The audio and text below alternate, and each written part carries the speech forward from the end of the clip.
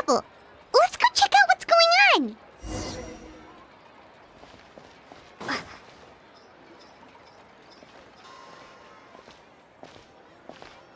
on. Still no dice?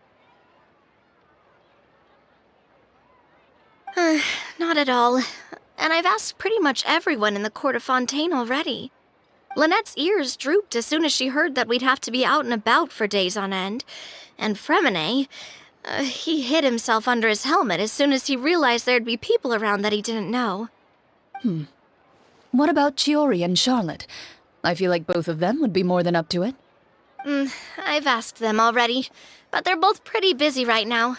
I just gave the members of the Spina a few days off, too, so I don't want to bother them either. This is getting pretty difficult. Navia, Clorinde, what's up? Oh my. Well, if it isn't my dear partners. How are you all doing? Navia? Huh? Oh, you mean... Yep, this is our chance.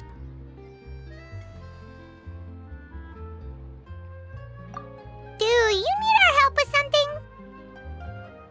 Oh, precisely.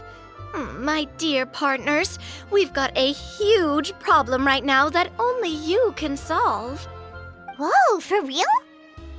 Absolutely. We've already exhausted all our other options. Traveler, Paimon, would you join us and play Marechaussee Hunter Judgment Day? Marechaussee what now? It's a new game script by the Tabletop Troupe, a local roleplay adventure club.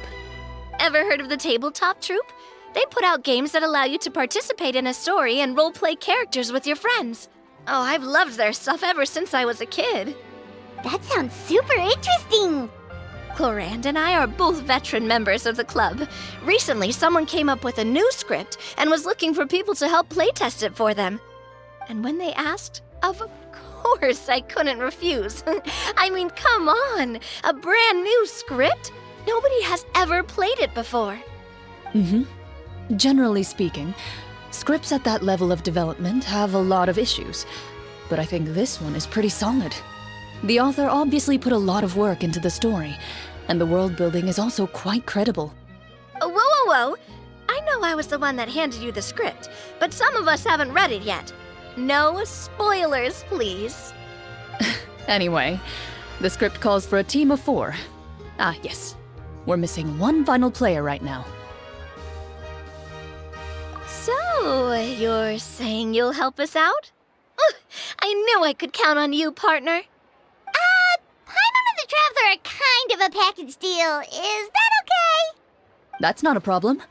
I'll adjust the pace based on the actual number of players and ensure that everyone has a good time. Well, Traveler, what do you think? Wanna play? Paimon will follow your lead. Well, that solves our problem. You have our thanks. Woohoo! I'll go grab the script manager from the club right away. The script manager? Didn't you just say that you gave Clorinde the script? The club introduced a completely new kind of gameplay for the script. In this iteration, the Game Master's version of the script is incomplete.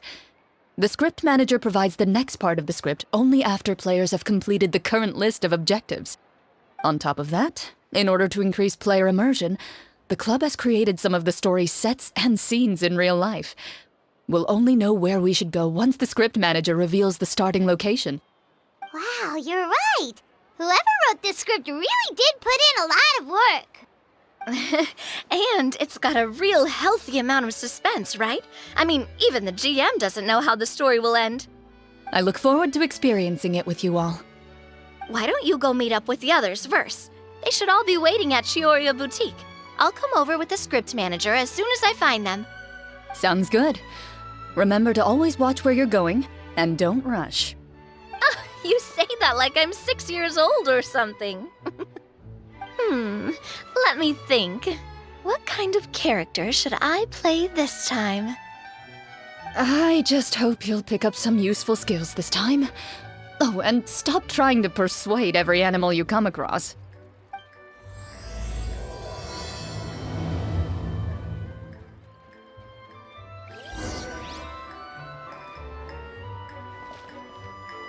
They really are a cut above. Welcome to Cheeria Boutique. For tailoring services, please make reservations. Sorry to keep you waiting. You're back! Huh? And you've got the Traveler and Paimon with you too! What a pleasant surprise. I assume you'll be joining us for the game then? Linny, Farina! Paimon didn't know you were playing too. Are you also members of the tabletop troupe? I'm more of a casual member if anything. I haven't taken part in many formal club activities. Lynette Fremine and I play something similar at the Hotel Bouffe Tété sometimes, but I'm usually the GM. Still, I'm sure it'll be fun being a player for the first time. I'm looking forward to it. Well, I'm not a member of the club at all. Clorinde simply woke me up first thing this morning, said there was a good script worth experiencing, and asked if I wanted in. If you're interested, I can give you a referral. That should give you a 40% discount on membership fees. I think I'll wait to see how this experience plays out first, especially when it comes to the quality of the script. If it's sufficiently fun, then I'll join. Do you participate in a lot of tabletop troupe activities, Clorinde? You could say that. She's actually one of the few senior game masters of the troupe. Right. I knew about that even when she was still my subordinate. It's nothing. Really, just a small hobby of mine. Wow. Paimon's so used to seeing you be all upstanding and intimidating as the champion duelist. It's kind of hard to imagine you role-playing with a bunch of friends.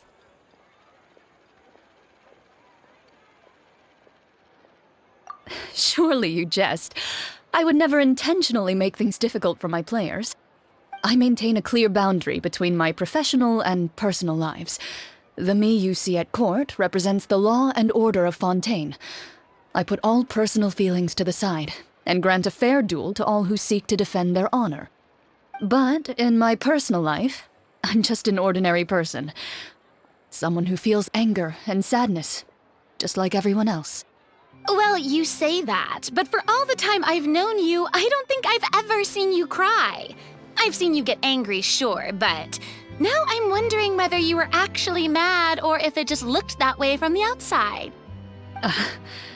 I was probably in work mode during those times. Is that so? Well, in any case, I just feel like even in your personal life, you don't get emotional very often. So you want to see me cry? That might be a little difficult. A show of anger, though, that might be something I could accomplish. No, that's not what I meant.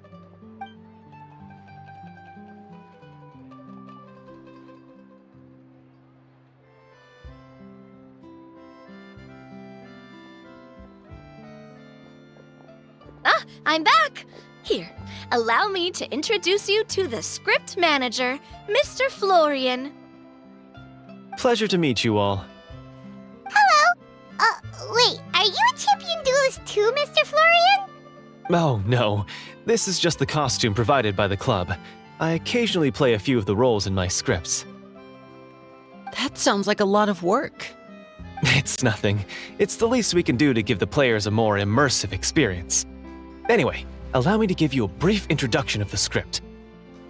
This script was adapted from the real history of the Marechaussee Hunters. You all will play the role of hunters from a bygone era and resolve a series of events unfolding in the capital. Paimon's not super familiar with the history of the Marechaussee Hunters. Is that a problem? Oh, no problem at all. I can give you a brief rundown. So, basically, Marechaussee Hunters were people who dedicated themselves to hunting monsters and protecting the city by using a special swordsmanship technique passed down over generations. Their story can be traced back to the ancient Remurian dynasty, as well as the first hunter, Cassiodor. But I'll leave the finer details for you to seek out and discover later. And I'll provide additional commentary as the story progresses. In that case, brave hunters, are you ready to set out on an unknown adventure? Whoa, just one sentence and it's like we're in the story already! Aha, I see many a determined gaze before me. Very well, head over to this location and begin your heroic journey. So, as we follow the story, it leads us to specific scenes? Ooh, sounds pretty innovative. What does the message in the envelope say? It's the exact location of the scene, as well as the formal permission to use the venue. Huh, seems like they have everything prepared. Please check all your belongings, everyone, and make sure you haven't forgotten anything. Once you're ready, please follow me to the designated location. Sounds good. Hunter Squad, move out!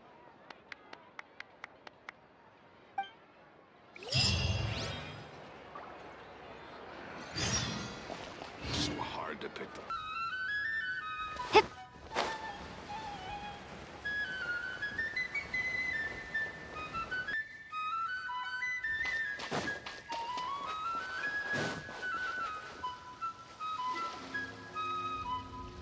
Whoa. They really have thought of everything. Even the phaetometer is here and ready to go for us. The phaetometer? What's that? It's a card that's used to determine action success or failure. We'll need to use it when we try to use certain skills. And what about all the dessert and tea? Is that for us as well? That's what the message said. Really? That's so nice. It feels just like a tea party with friends. Those snacks have Paimon's name written all over them. I think you might be more of a snack hunter than a Marashose hunter, Paimon.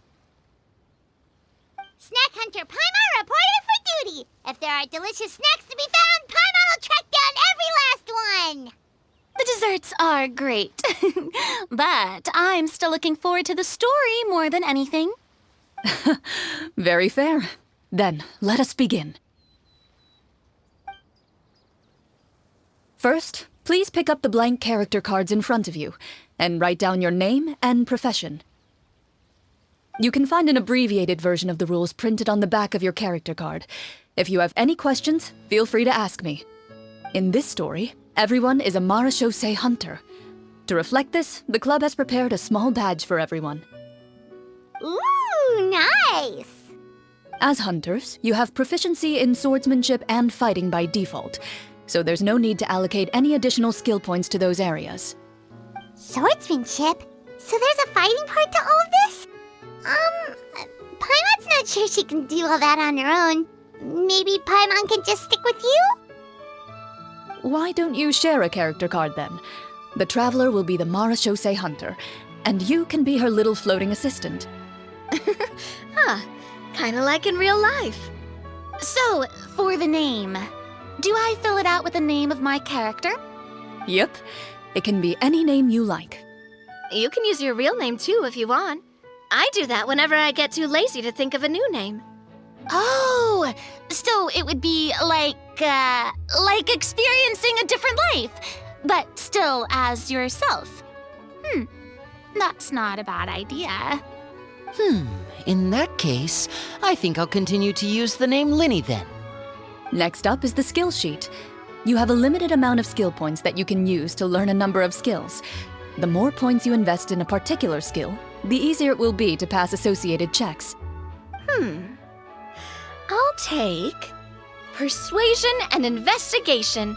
Those are must-haves when it comes to missions like these. Oh, those skills sound like they'd be useful for gathering intelligence. Good idea, Navia. Just as expected of a veteran player. So should we also take those skills then? Not necessarily. Since we're working together as a team, we could leave the negotiations to Navia and use our skill points to pick up other useful skills. For example, I think I'll take stealth and sleight of hand. That will give us more options if we run into any situations we can't negotiate our way out of. Oh, interesting. I wasn't thinking about it like that. I suppose it's not so different from an acting troupe.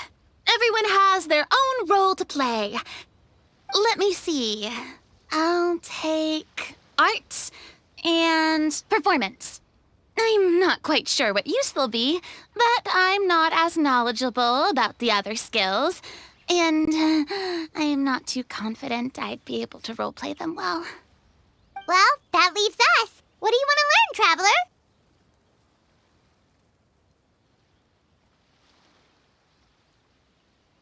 Oh, something that'll help you get a read on other people's thoughts. Sounds useful. Ooh, so you want to help people when they're injured. That's nice of you. So what do you think? Are you sure you want to learn these 2 skills? Sure, what do you want to learn? Ha! Gotta say, this suits you really well. Nothing boosts morale like good food. Ooh, so you want to help people when they're injured. That's nice of you. So what do you think? Are you sure you want to learn these 2 skills? Let's see. Oh, looks like you each have enough points to choose one final skill. You've all picked such classic skills. It's fine to go a little bit out of the box, you know. Why do I get the feeling she's getting ready to cause trouble? For example, this one here. Summon. Doesn't it sound super mysterious and cool? Oh, I saw that one just now as well. The description says, this skill can be used under certain circumstances to summon characters or creatures that fit the script's world-building rules. The script's world-building rules, huh?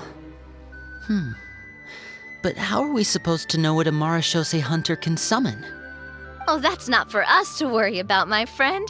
Just learn the skills that interest you, and the GM will take care of the rest.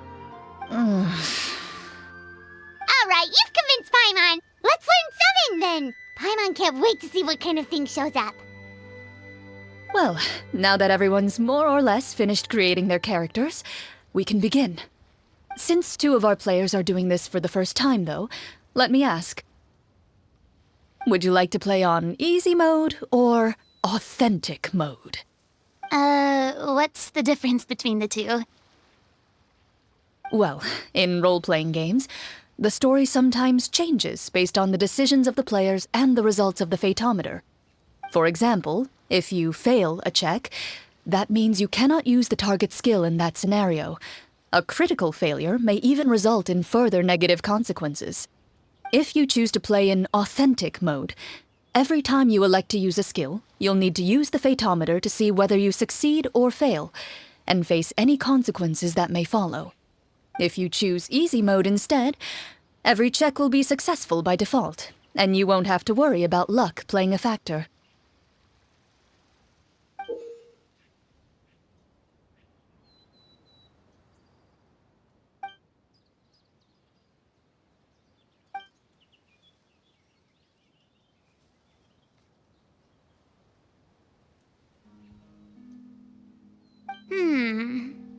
Given that I'd like to focus on the story, I suppose I should pick easy mode.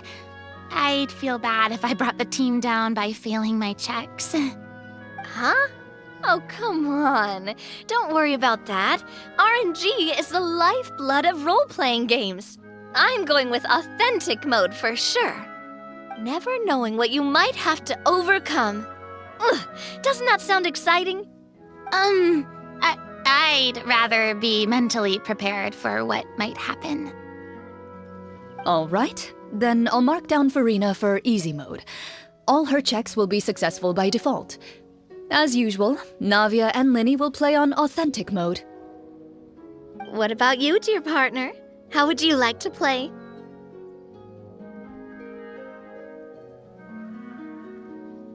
Are you sure? No need to worry about the pesky Fatometer. Pretty good choice if you just want to relax and play the game.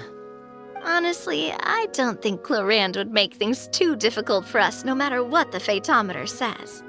Isn't that right, Clorinde? No promises. That wasn't super reassuring. Well, anyway, enough talk. Let's get started. I want to experience at least a good chunk of the story today. Speaking of the story, why is the beginning scene on a beach? Well, that's because... a long time ago, back when human civilization was still in its infancy, powerful demons and evil sorcerers ruled over the land. They created a host of monsters and sent them to slaughter all humans in existence. Soon, a group of human rebels banded together. With their swords raised, they swore to brave the darkness, and in doing so, subdue each and every monster that sought their destruction. They became known as the Marachose Hunters.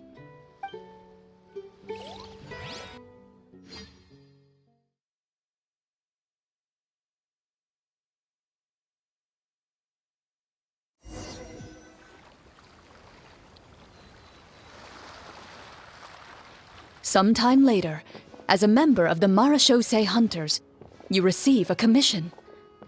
Following the address provided on the message, you take a boat and arrive at this strange city.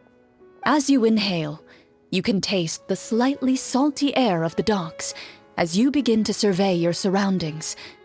There aren't many people in the vicinity, but you do take note of a few others who, like you, seem to be sizing up this place. Your eyes meet, and you realize these people are fellow Marachose hunters, likely led to this location after receiving the same commission as you. You're all Marachose hunters too, right? Allow me to introduce myself. The name's Navia, monster hunter by trade and helpful neighborhood businesswoman on the side. What say you to traveling together? We can help each other out on the road. Okay, count me in. My name is Linny. I've been wandering since I was little and picked up a few less than legal tricks along the way. I was adopted by a Marachose hunter and later chose to follow in his footsteps. Is this where you introduce your character to everyone? It sounds like they've done this dozens of times. My name is Farina, and, I grew up in a noble family. I always had a strong interest in performance and the arts. Even though I'm a Marachose hunter, what I really want is to be a performing artiste. Hey, that's really cool. You can do it, Farina. That's exactly how it's done. Paimon is Paimon, a good friend and companion to this Marachose hunter right here.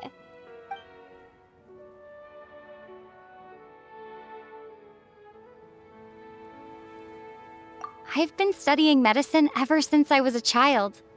I want to do my part to eradicate these monsters and use what I've learned to heal others. Oh, welcome. When we face the monsters, I'll make sure to charge in front to give everyone some cover. You can take care of the healing at the back. You open your envelopes at the same time. The message reads, "To the honorable and trustworthy Marachose hunters, our kingdom is currently facing a grave crisis.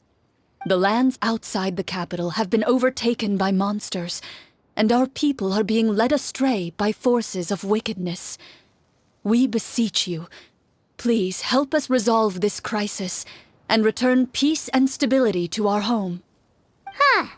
The layout of this city looks super familiar. It kind of reminds Paimon of Mondstadt. The scriptwriter must have used a real-world city as a reference when coming up with the map. As experienced hunters, the layout of the city reminds you of places once traveled. You recall the sight of tree-lined streets and the gentle tranquility of days gone by. Yet, as you regard the city in front of you, it appears to be little more than an empty shell. Its hollow gates are open to you, beckoning you to come forth and bring salvation back to the town. I carefully read every line of the letter and turn my attention to the signatures at the bottom. Who issued this commission to us? You see a long string of unfamiliar names. It would seem that many of the residents of the city issued this commission together. They sensed that things were not right within the kingdom and sent a distress signal to the outside world. In that case, why don't we take a walk around the city and see if we can learn anything from the local residents? Oh, good idea. We might be able to get some leads on the monsters and bad guys we're after. You look up and see a tavern nearby. It appears to be open for the day. Why don't we go check out that tavern? If the novels I've read are anything to go by, taverns are usually full of information.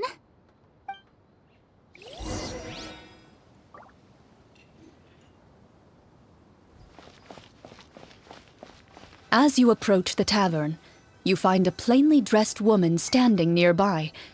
She appears to be rather troubled about something.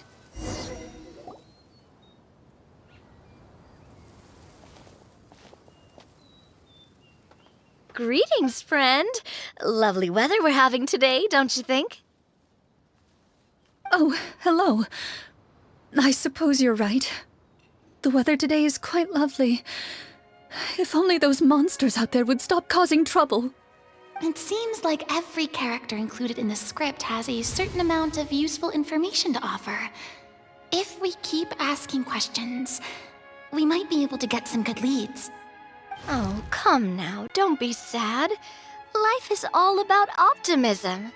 Oh, that reminds me. What did you have for breakfast this morning? Huh? I don't think that's the kind of question we're supposed to ask. Nothing turns a frown upside down like good food. How about some macarons? I could make you some. You didn't even take cooking as one of your skill proficiencies. That's not necessary, miss. Excuse me for saying this, but you don't really look like a chef. Besides, I'm not really a fan of sweets. So you're someone who barely smiles and doesn't like sweets. You're really starting to remind me of this one friend of mine. Hey! Did she just... me? Clorinde must have broke character for a second. This isn't getting us anywhere. Traveler, maybe you can think of something.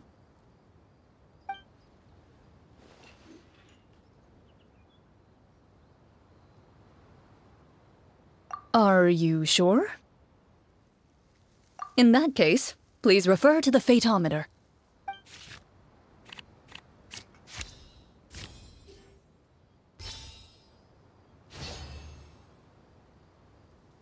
Whoa, it was a success!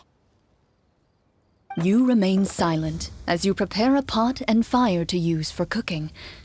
The woman stares at you with her mouth agape as you skillfully cut the ingredients and toss them into the pot. After some time, a rich aroma begins to fill the air. Even a passing cat can't help but stop in its tracks and look up in anticipation. Please have some food. Who knows? Maybe you'll feel better after eating something delicious. Whoa, that's amazing. Wait, so as long as you pass the check, you can pretty much do anything? And it won't be seen as absurd? Oh, thank you. You were right. This food really did make me feel better. So, what had you so worried earlier? Could you tell us a bit more about it?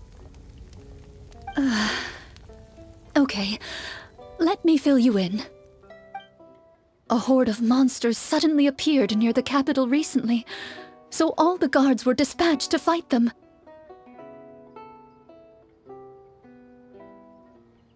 Do you remember when those monsters appeared? I'm not completely sure. All I know is that my husband was dispatched to fight them 3 days ago. Do you know where he was sent? It all happened so fast. When we said our goodbyes, he couldn't even tell me where they were sending him. You have our thanks, friend. We'll find and defeat those monsters as soon as possible. We sincerely hope your husband will be able to return to your side soon. Oh, thank you. Don't worry. We'll find him. Just try to remain optimistic and wait for good news. We don't always get to choose what happens to us. But we do get to choose the little things like what we eat and how we respond to the things life throws our way. I hope that one day you too will recognize the power of something as small and inconsequential as a delicious dessert. I'll do my best. You bid farewell to the woman and continue your journey further into the city.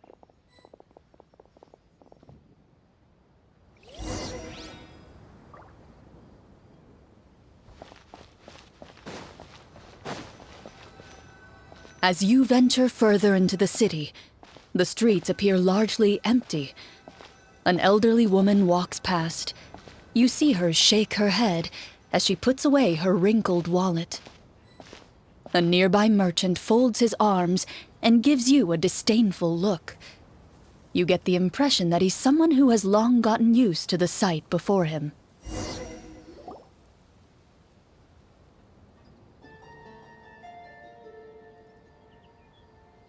Although he doesn't seem very friendly, merchants are usually a good source of information, right? Pardon me, sir. I'd like to ask a question if I may. That depends. How much are you willing to pay? How about this much? What do you take me for? Some lowly beggar? You can't even buy half an onion with that amount. Surely an onion can't be that expensive, right? What do you know? War's nearly upon us. Everything costs several times what it did before. If you're not gonna buy anything, then scram. Whoa, what a nasty guy. Maybe we shouldn't even bother talking to him. But he still might have information we need. Traveler, can you think of something? Okay, while everyone is talking, I secretly use my magic props to summon a bottle of wine without the merchant noticing.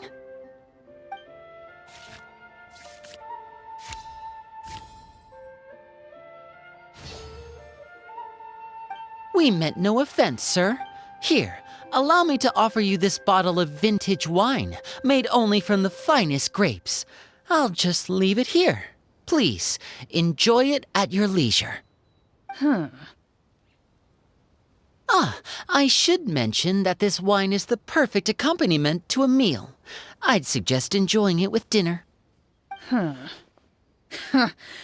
right. Go on and ask. What do you want to know? Do you have any information on the monsters or the crisis that has overtaken the kingdom? Crisis? If you ask me, there's a crisis everywhere you look. Those monsters are camped outside the city, and they've been destroying all our trade routes. We have limited reserves within the city, so if this continues, we're all gonna be in big trouble. Wait, you're saying no one has put a plan in place to distribute supplies or maintain order? We could all starve and those nobles in the palace wouldn't even break a sweat. Who knows? Maybe they've been in cahoots with the monsters all along. That is concerning. Thank you, sir. We won't take up any more of your time now.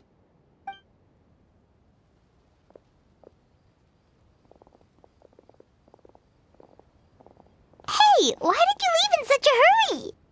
Well, you see, that bottle of wine was just a cardboard prop. Should we try to go somewhere with more people? Oh, how about the city square? Follow me.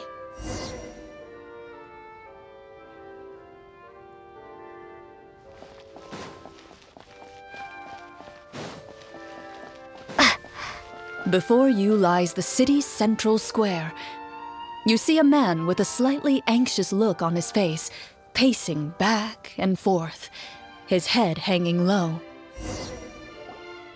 He doesn't seem to notice your approach. Still immersed in his own thoughts, he shakes his head and lets out a long sigh. This guy seems promising enough. Maybe I can get some information out of him. Hello, sir. Is there anything I can do to help you? Wait, you're... I'm... Oh, dear goodness! You're a Marashose hunter! You recognize us? Are you... One of the people who wrote the commission letter? Yes, yes! Oh, I didn't expect you to actually come. Oh, what great news! The city is saved! What happened here? Alas, we once lived comfortable, carefree lives. This city used to be free of monsters. The first Marachose hunter, Casiodor, the Golden Hunter, he was the one who drove them back. However, monsters have once again surrounded the city. Perhaps the seal that kept them at bay has lost its power. Or perhaps an evil sorcerer has been meddling in our affairs.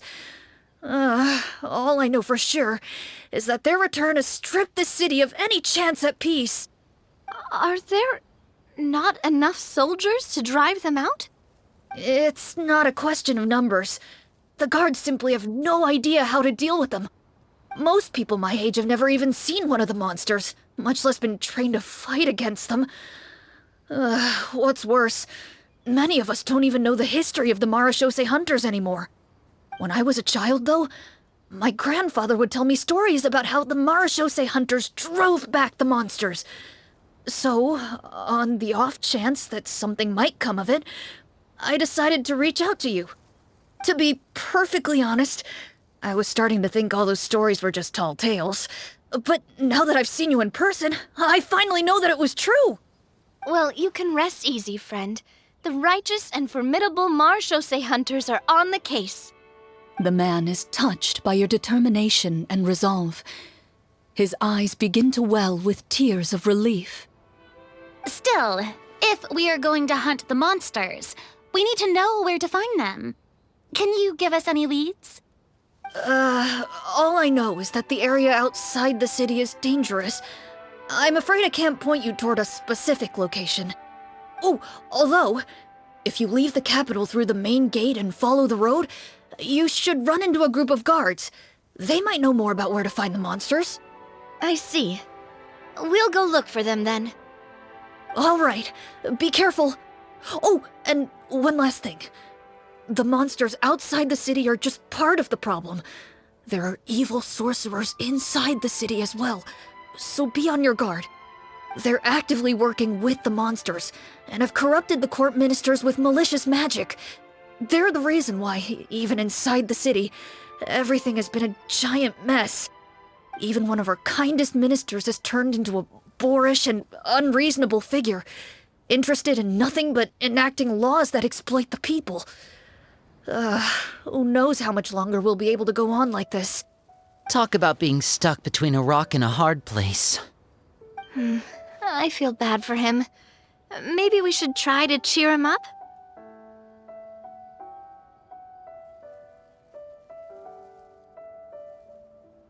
Huh? Like, now? Is this really the right time? I appreciate your kindness, but for now, it's more important to focus on the crisis at hand. Brave hunters, I leave the future of this kingdom to you.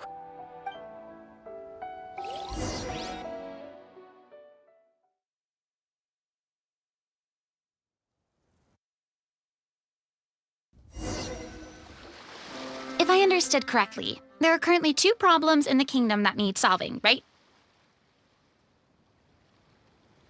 Exactly. We need to defeat the monsters outside the city and take down the evil sorcerer stirring up trouble from within. But which problem should we tackle first? Well, this seems like a good moment for a break. Take some time and discuss what you want to do. Let me know when you've made your decision. I really didn't expect the people in the city to keep us at arm's length like that. I totally thought the hunters would be treated like heroes. Well, Clorinde said the script took cues from the real history of Fontaine, right? Maybe the real-life Marachose hunters were also treated like that. I wouldn't say it's a perfect representation of history, but there are definitely some similarities. Would you like to hear more about it? Sure. As long as it doesn't spoil anything in the script. You brought up bits and pieces of the hunter's history before, but it was all in passing. Paimon wants to know too! The hunters were super powerful, right? Were they all from a special line of supernatural beings or something? Kind of like the yokai in Inazuma? No. All Marachose hunters were ordinary mortal fighters. The only thing that set them apart were the special sword techniques passed down over the centuries. Huh? So you mean anyone could become a Marachose hunter? In theory, yes. All you would need to do is survive the rigorous training and master the swordsmanship techniques required to fight the monsters. Still, most people dropped out at the early stages, and others called it quits the minute they saw a monster in person. To become a hunter, you must be strong in both body and mind. What kind of monsters did the hunters fight exactly? Oh, and the evil sorcerer the script mentions. Did they exist in real life too? The land of Fontaine once played host to an ancient dynasty known as Remuria.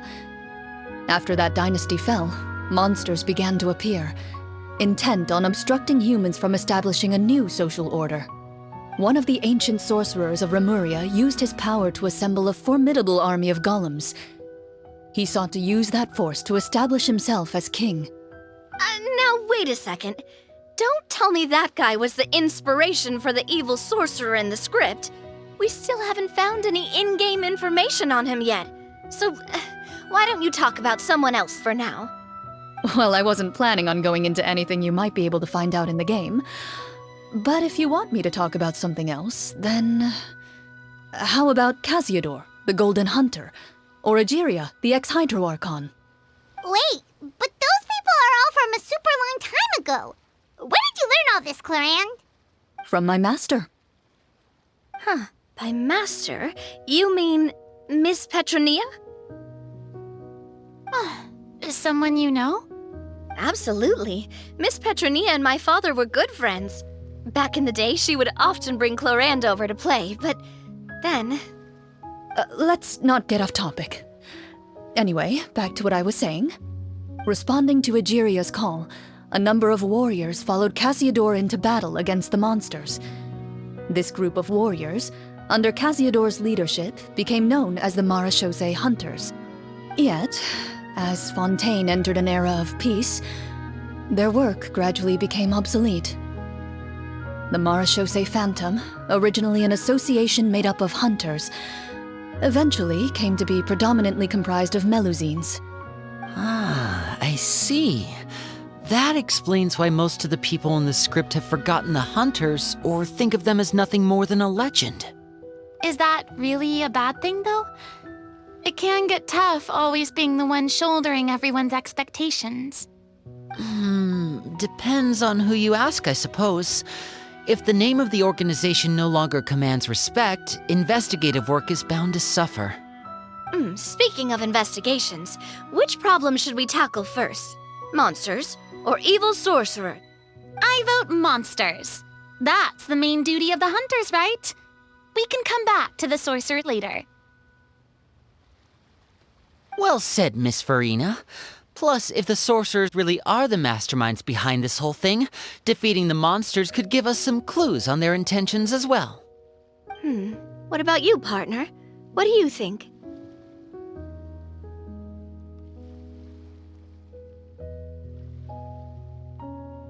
It's decided then.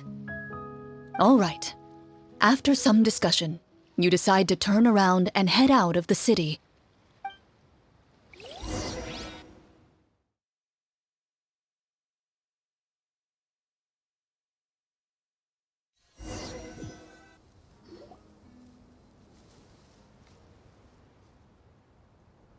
Let's take a look around, like that guy said. You there! Outsiders, halt! Who's there? An armored man approaches you. He has a tall, muscular build and a determined expression in his eyes. Just one look, and you can tell he's fought in his fair share of battles. Although he's trying his best to conceal his current state, his uneven gait and the sweat dripping down his forehead make it obvious that he's been wounded and is in serious pain. I'm the captain of the guard. I saw you sneaking around the city earlier, so I'll only ask this once. State your purpose, or it's off to the dungeons for the lot of you. Wow, it's been a while since someone's been this suspicious of us. I said talk, not whisper between yourselves. Have you ever heard of the Marchese Hunters? Marachose hunters? Ha! That fairy tale, you mean? What, you expect me to believe you're one of them?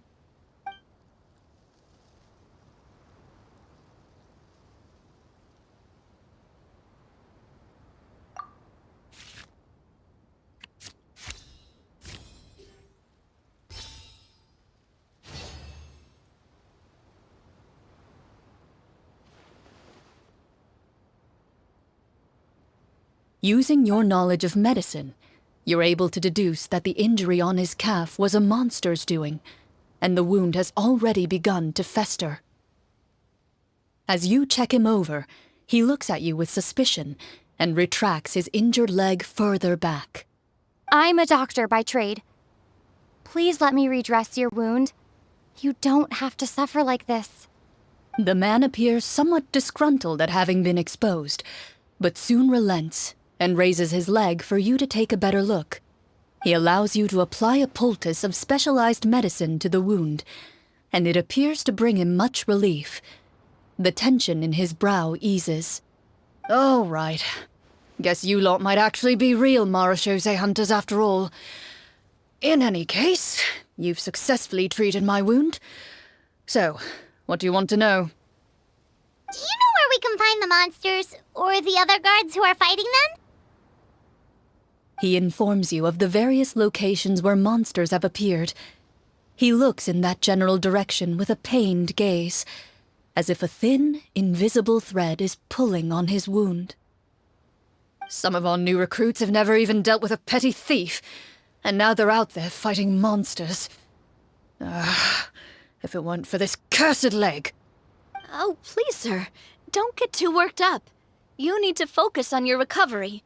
Just leave the monsters to us. We're Marachose hunters, after all. Hearing you say that, a glimmer of hope flashes in his eyes. But it disappears almost as quickly as it came. Those monsters aren't easy to deal with. But if you insist on going, I won't stop you either. I just hope all the guards will be able to come back to their families alive. I wish you the best of luck.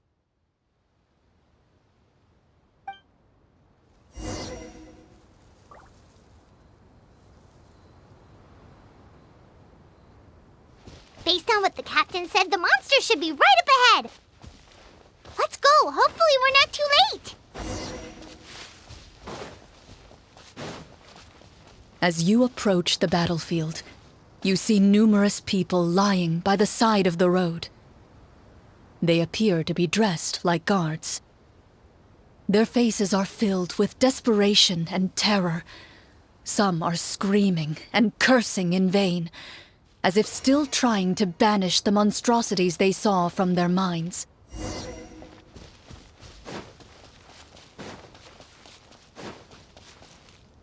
A few of the wounded look up at you in shock and disbelief. "Quick, leave this place! Turn around and don't look back!" they yell.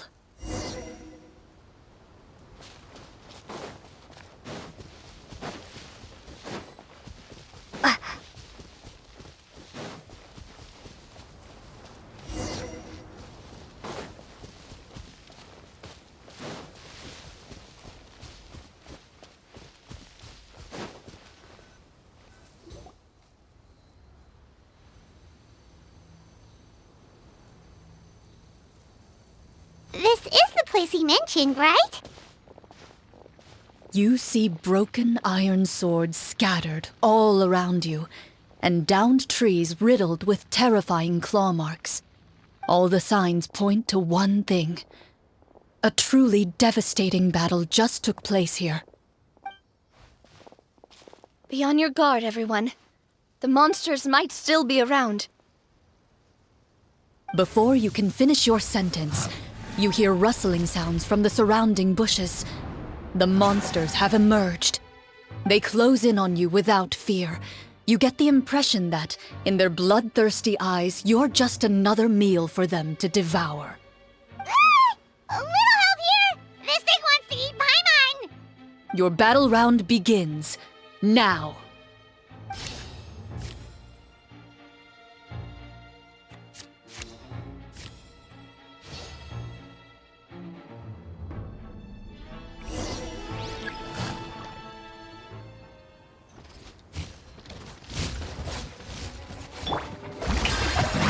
shine! Step right up. Here comes the finale. The next battle round begins now. Proper send-up! Coming at ya!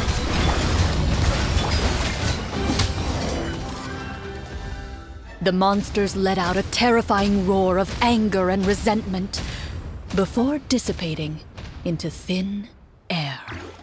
Ugh, thank goodness it's over. We're lucky the Marashose Hunter class came with all those preset skill points.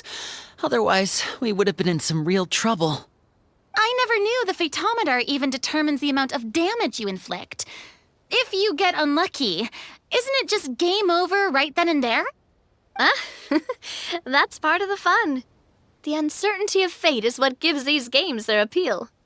Just as you begin to celebrate your victory, a suspicious lump on the ground catches your attention. A suspicious lump? Wait, could it be the thing that appears after every battle? I walk up to it, crouch down, and begin to carefully examine it. I've still got my right glove on, so it should be fine for me to touch it, right? As you investigate the mound, you discover that the exposed portion appears to be made of wood. It was previously obscured by the large form of the monsters. With the monsters gone, the small protrusion now awaits your discovery, poking out of the ground like a shy flower bud. Whoa, it's a treasure chest!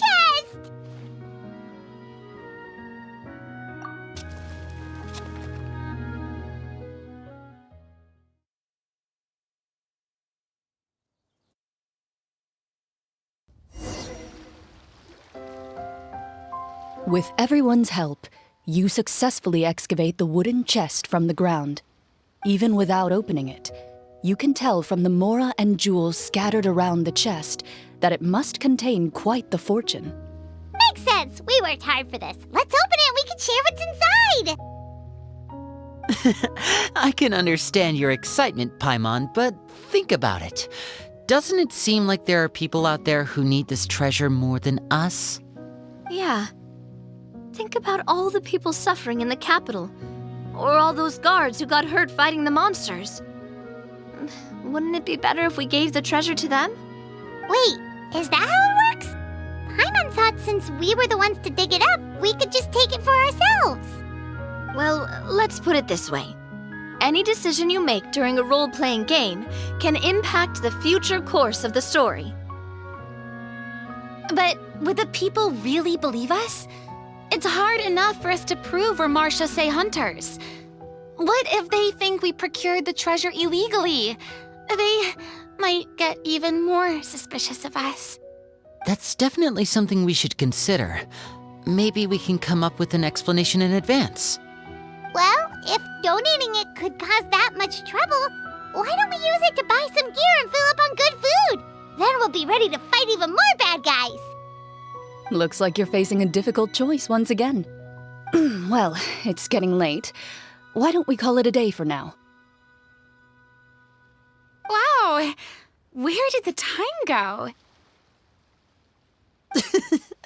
I'm not sure if it's because I'm having so much fun with you all or because the story is particularly enticing, but I feel like I could almost keep going.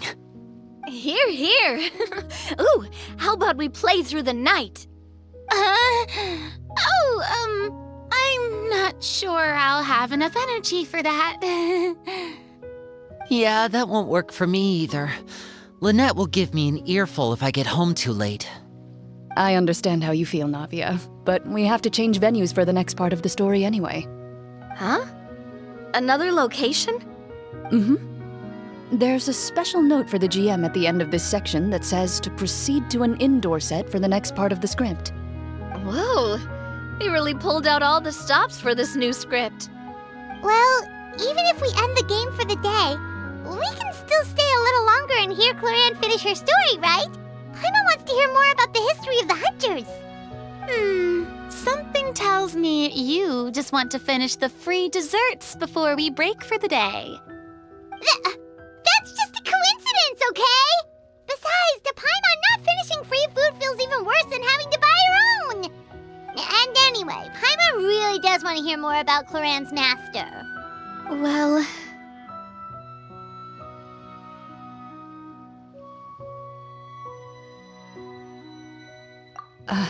It's nothing. I appreciate the concern, but it's all in the past. It won't do any harm to share these things now.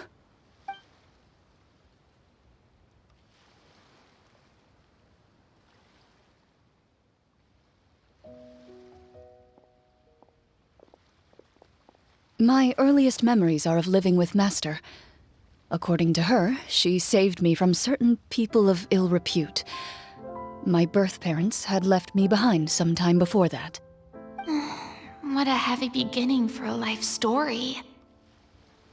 Master was a fascinating individual, if inexperienced in the ways of raising children. My first ever toy was a short sword. Although I suppose it wasn't so much a toy as something Master removed from her waist and handed to a noisy child in need of distraction.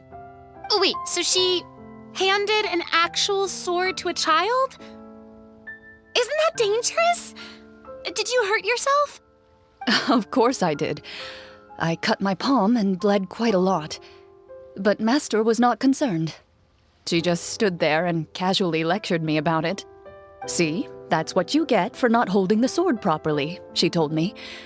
She then crouched down next to me and said, "Give me your hand. I'll teach you to bandage this wound. After that, it's time to learn how to truly hold a blade."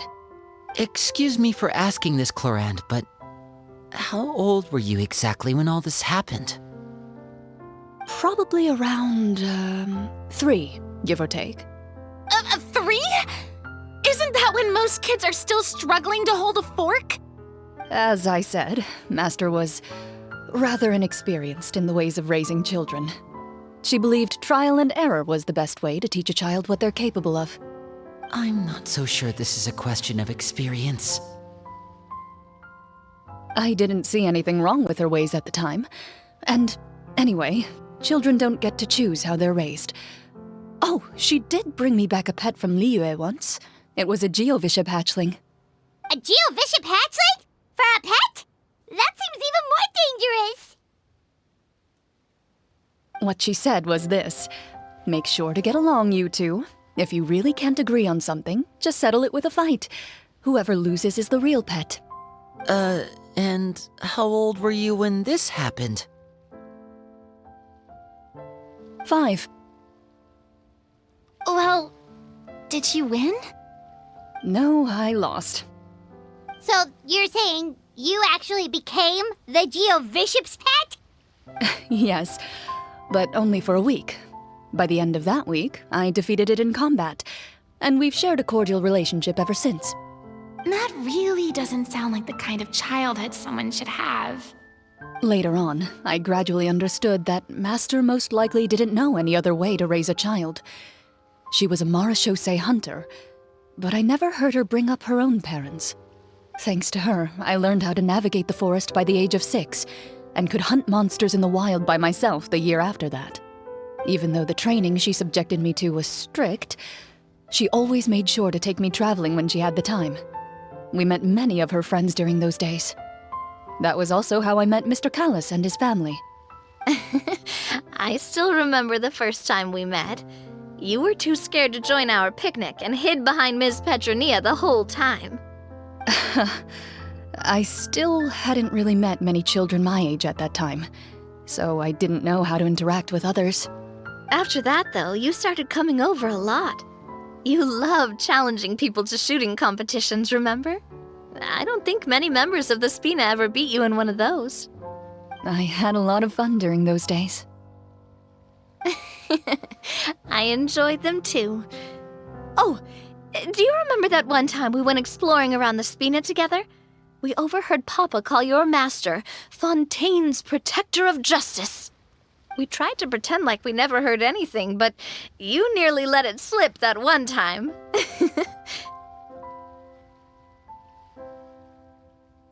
Protector of Justice? Oh, wait, you mean that vigilante hero from 20 years ago? The one who was always active at night?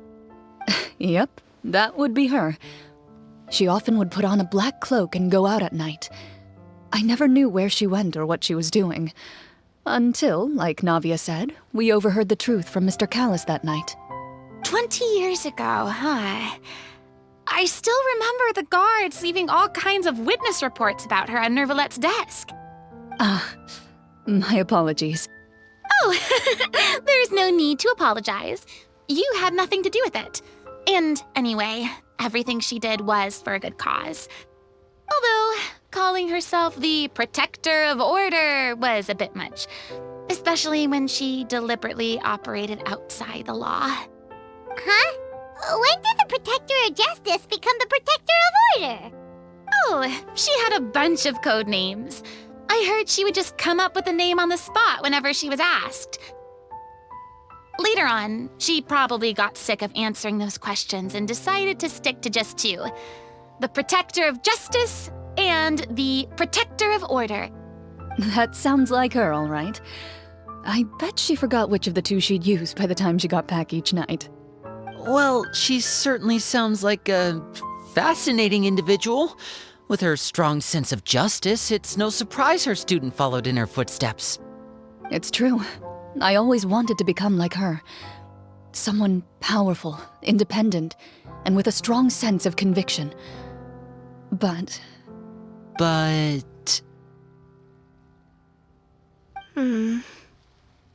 She suddenly disappeared the night I turned 10 years old. Disappeared? What happened? I have no idea. She didn't even leave a note. I was never able to find out where she went. That night, I was celebrating my birthday at Navia's house, but Master never came to pick me up. When I returned home on my own, it was to an empty house. When she still didn't appear after a few days, I went to Mr. Callis's house to ask about her whereabouts, but he only shook his head. Papa probably didn't know either. I know he sent a few people to investigate the matter in secret, but they never found any credible leads. Don't worry, I understand. To be perfectly honest, given Master's personality and way of doing things, it all made a lot of sense. If I had to guess, I'd say she probably used it as an opportunity to force me to become independent. Just like how, when a litter of kittens reaches a certain age, the mother willingly leaves them behind. Were you upset, Clorinde?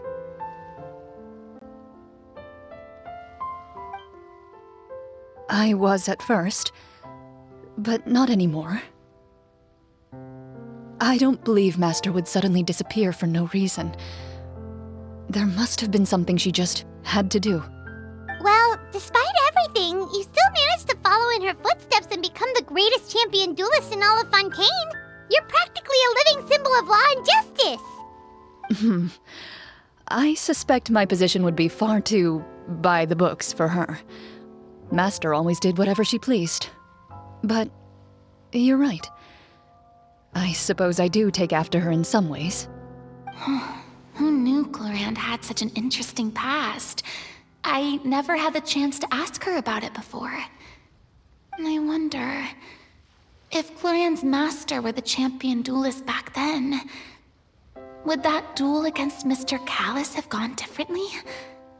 Oh no. Judging by the atmosphere, Clorinde and Navia are probably thinking something similar. The mood just got super awkward all of a sudden. Well, anyway. Would you look at the time? It's getting dark, so we should probably call it a day for real this time. If we keep talking like this, we really will be here all night. I had a great time today, Miss Clorinde. Thank you for being our GM. Anytime. The script was good, but I've got to say, your childhood stories were even better. Hey, you should tell us more about that fight against the Geo-Bishop sometime. Maybe your master was onto something. You could be right. What does she mean, onto something? I certainly don't know any 5-year-olds who want to fight a bishop in their spare time. Guess I'll head back as well. I need to save my energy if I want to continue enjoying the story tomorrow. You're that excited to hear about my fight with the bishop? I was talking about the script.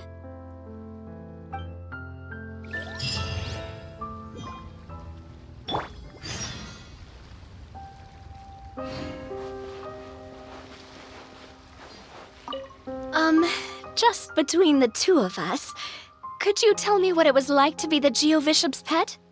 It was nothing special, really. Geo-Bishops don't understand the concept of a pet. So basically, it just headbutted me whenever I entered its territory. And that hurt? Yeah, it hurt. What, something you want to experience for yourself? Oh, I'm good. Thanks.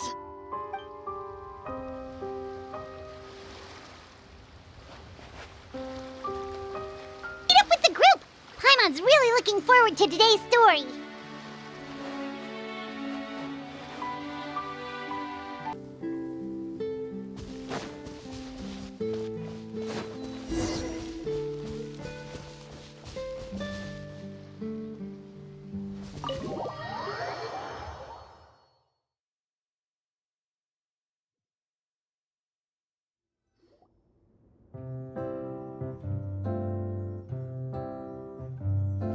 Looks like everyone's here. Now, before we begin, why don't we finish where we left off yesterday? There was an important decision to be made, yes? I'll pour everyone a cup of tea. Is that really the most important part, though, Clorinde? Paimon's more concerned about our current surroundings. Heavy walls, cold railings, dim lights. This is obviously supposed to be a prison. I admire the work put into the set. Still, it's obvious the scriptwriter has never paid a visit to the fortress of Meripede. So the set is going to be a part of the script? Unfortunately, that is something I can neither confirm nor deny. Anyone think Clorinde's smile is starting to look kinda scary? Well, whatever happens, we'll just have to push on. But first, we should really figure out what to do with this treasure. If we're worried about arousing suspicion because of our identity, why don't we give ourselves a different name, just like Clorinde's master did? Yeah, it might be better to keep a low profile. As long as we're helping people, it doesn't matter who we are or what we're called. Staring at me won't get you anywhere. Or did you want some more tea? Oh, Paimon's good. Thanks. Why aren't you saying anything, Navia?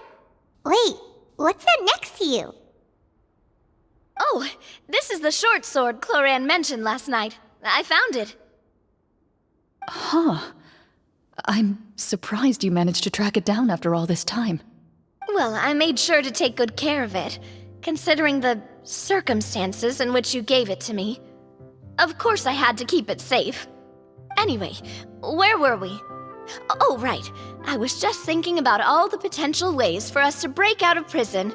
We could dig a tunnel, or try to bribe the guards. Wait, we haven't been thrown into prison yet, have we? Well, it's only a matter of time. It pays to be prepared. Just like how you should always have an umbrella on hand, even when it's sunny. All right, Paimon's made up her mind. Let's just give the treasure away. Paimon may have wanted to keep it, but if it's going to land us in prison somehow, Paimon will be too upset to enjoy her snacks. So, you reached an agreement? All right then, we can continue with the story. Oh, and we'll collect all the scattered pieces of treasure on the ground as well. All right. You collect the treasure and make your way back to the capital with your bag of loot in hand.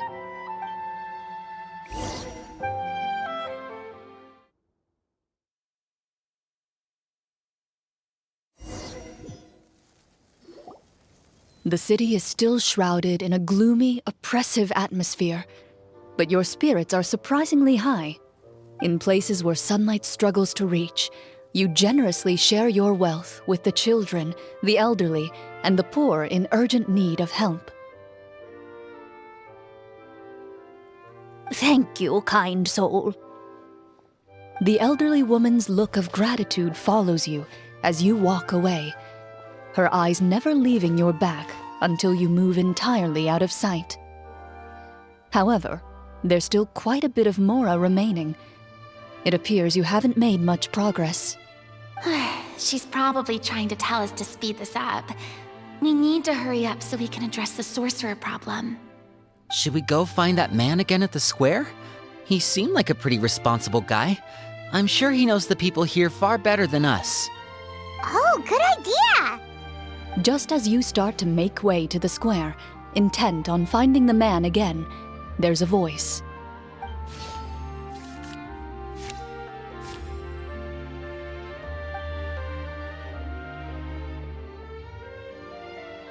Please wait, distinguished guests. Several strange guards suddenly call out to you. They run forward to meet you and proceed to politely pay their respects. Greetings, gentlemen. Are we being invited for afternoon tea? Surely you jest, my lady. That would not be our place. It is His Excellency the King who requests to meet with you. Please come with us.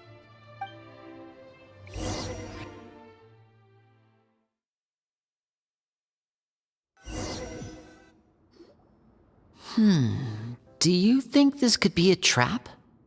Well, we have to investigate the court at some point, right? Meeting the king himself would be a fantastic opportunity to do that. I say we go for it. If something happens, we'll just turn the whole place upside down. That sounds a little intense. After a quick discussion, you nod to the guards and agree to follow. They lead you all the way to the audience hall of the palace. Gilded tables line both sides of the hall. The space itself is adorned with all manner of expensive antiques, glass shelves, and silver candlesticks. The items appear quite ordinary in size and dimension, yet their presence somehow makes the emptiness of the hall feel even more surreal and ominous. Wow, it's so luxurious! The elderly king, clad in a magnificent robe, sits upon the deep crimson throne before you. He wears above his head a majestic crown, with a gemstone the size of a bird's egg set right at the very front. As you observe it, you see a complex pattern of light reflect off its surface. Ahem! They're here, Your Majesty. A man dressed in dark clothes, likely a minister, shields his mouth with his hands and bends down to whisper a few words to the king. After a moment, he lowers his hands and stands back up. His gaze shifts to fixate on your group, but he does not move from his place at the king's side. The king does not appear entirely aware of his surroundings. The man by his side, though. We should keep a close eye on him. The king remains still and says nothing. The minister is the one who speaks. Esteemed guests, allow me to thank you for coming to our faraway kingdom. Unfortunately, His Majesty the King finds himself quite exhausted from work. So please allow me, his Prime Minister, to welcome you in his stead. I've heard tell that your group, the Marechaussee Hunters, used your exceptional ability with the sword to repel the monsters near the capital. Such a great deed deserves to be rewarded. However, seeing that I was not fortunate enough to observe such a feat with my own eyes, you'll forgive me for seeking to verify the truth by speaking to you myself. Well, we've got nothing to hide. You brought us here to talk, right? So we'll just explain what happened.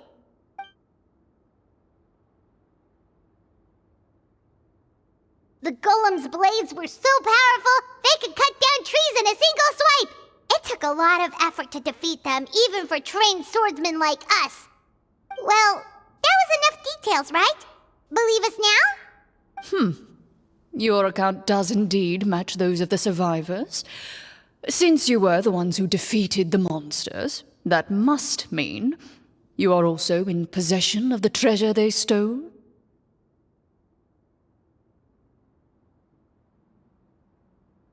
Well, we did take the treasure, but... How did he know about the treasure? Then I must ask that you return it at once. It belongs to the kingdom. Wait, but didn't you just say that our great deed deserved a reward? Shouldn't the treasure be considered a part of that? Yes, that was indeed what I said. But you seem to have forgotten a very important distinction. Only that which is freely given by the king can be considered a reward.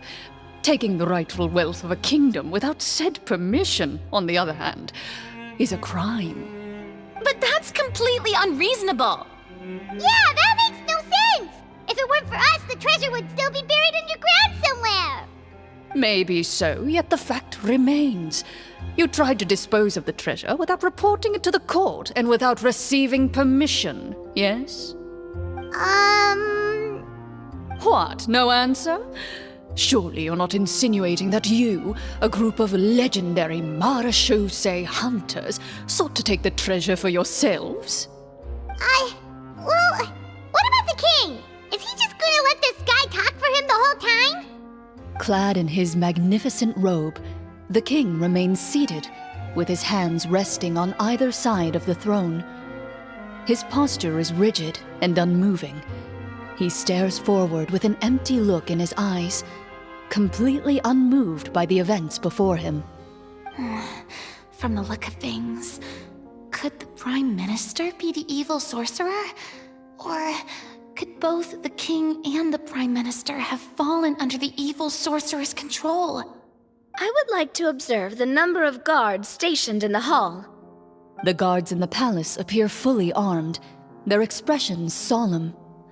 Sensing the tense atmosphere in the room, they stand at the ready, each with a hand placed upon the hilt of their sword, as if prepared to draw their weapons and surround you at a moment's notice. Well, there goes my plan to turn the whole place upside down, I guess. It appears we've been visited by nothing more than a group of ill-intentioned imposters. What a pity. Guards, take them away and throw them in the dungeons. Before I decide your fate, however, I must first determine whether you have any accomplices outside the court. Can't we try to slip away? Or maybe start some kind of riot? But if we try to fight the guards right now... Don't worry. At least we figured out who's behind all this. Let's just play it by ear. If you're scared, Paimon, just hold my hand.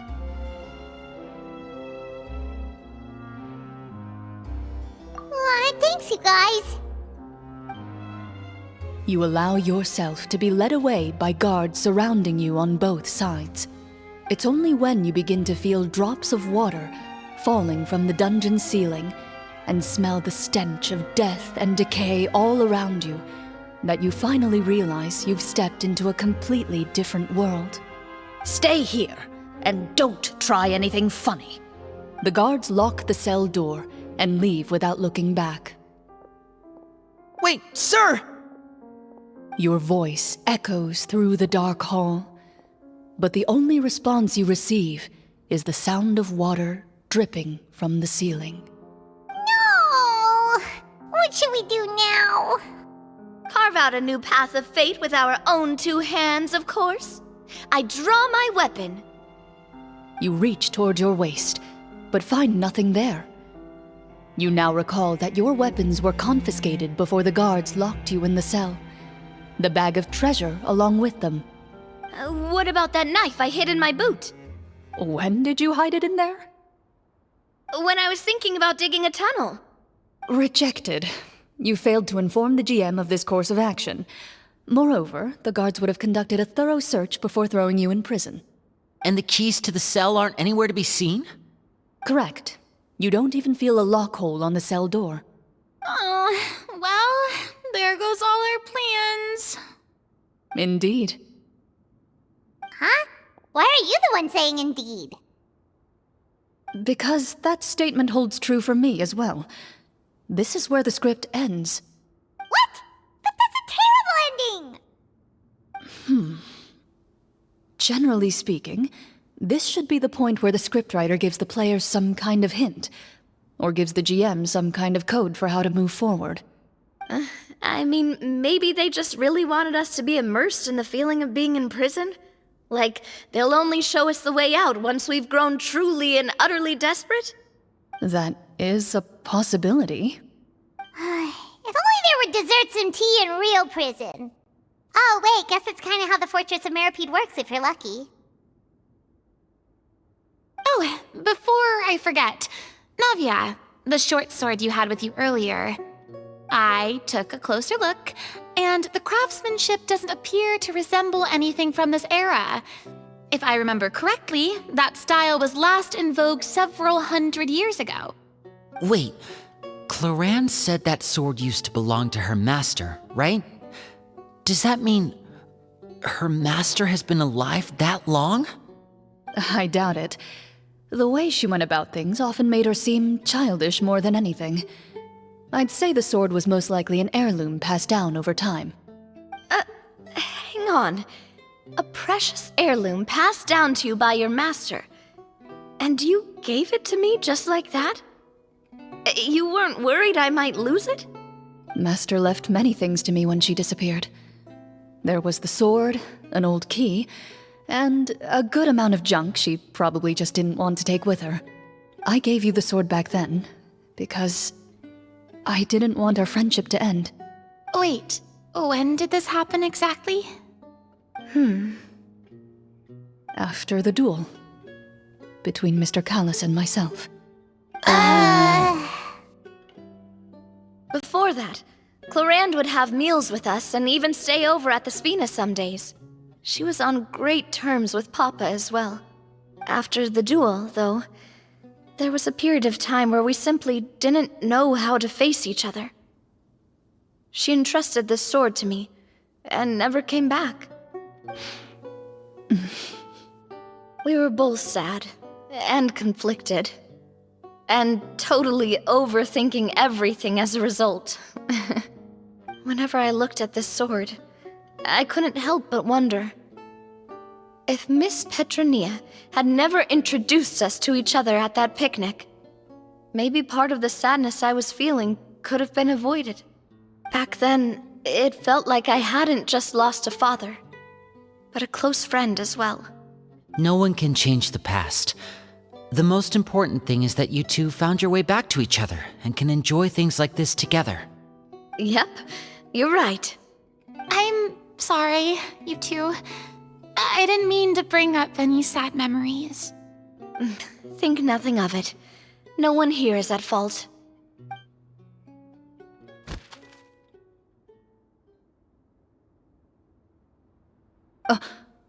Huh?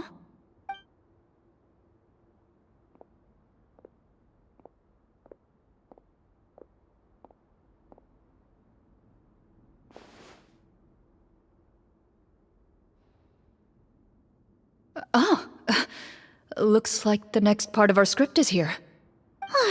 Perfect timing. The situation was really starting to get desperate. And not just because of the prison thing. From Clorinde's face, Paimon really can't tell if it's good news or bad news.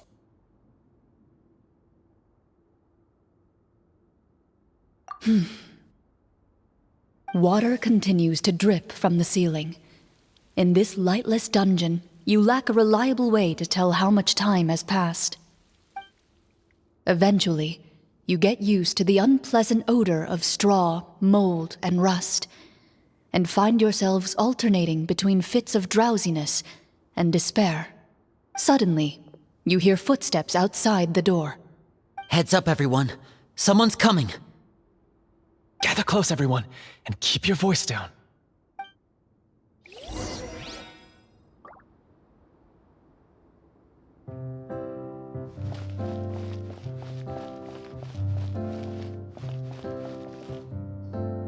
Who are you? I work as a guard in these dungeons, but my true identity is the same as your own. I'm also a Marechaussee hunter. Huh? Shh!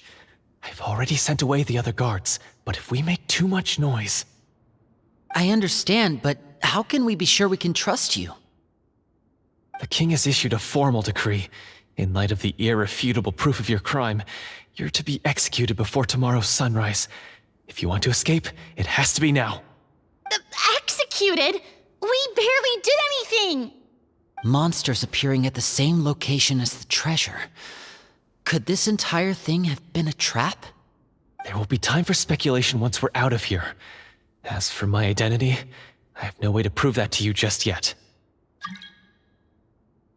Infiltrating the capital was difficult, and finding a chance to speak with you has taken a lot out of me. I could go on, but I think we can all agree that now is not the time for details.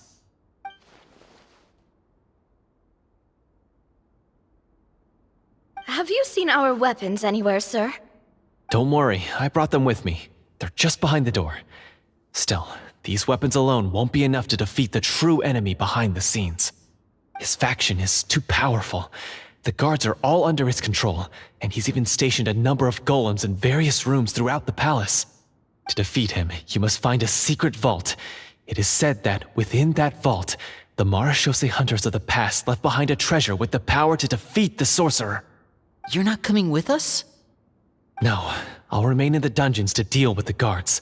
I'll try my best to distract them so they don't go after you. As long as my identity is not revealed, I'll be able to aid you when the final battle comes. In that case, please stay safe. Thank you for your concern. I will do my utmost.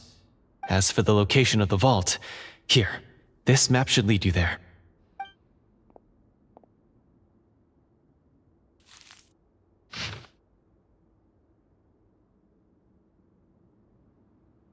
Got it.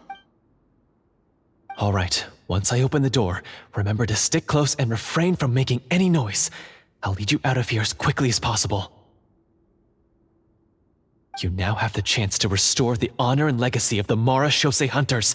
So please, get out there and reclaim what's ours. And be sure to exercise caution. With the help of the guard, you successfully escape the dungeons. Your sense of despair and anxiety both seem to fade as you continue your quest.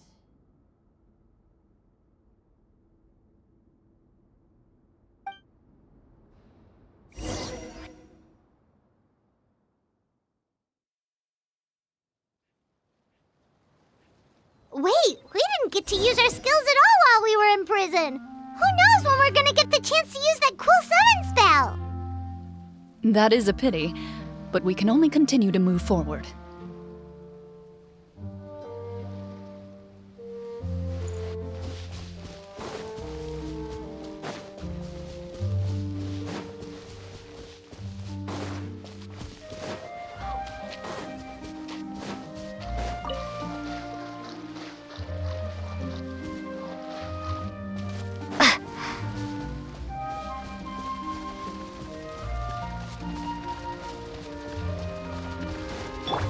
Everyone hold hands. Water jet positions. Mind the side effects. Ka-ta! Yeah. Water jet.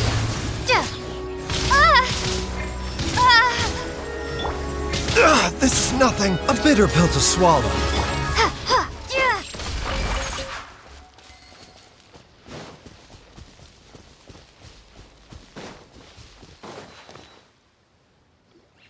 This should be the place marked on the map. This bit of rock certainly looks suspicious. Well, I'd say an investigation's in order then. Plus, if all else fails, we can just blow it up. Wow, you really meant that. Before you lies a serene stretch of open water, its surface shimmering a brilliant shade of sapphire blue. Well, guess this means it's time for a swim.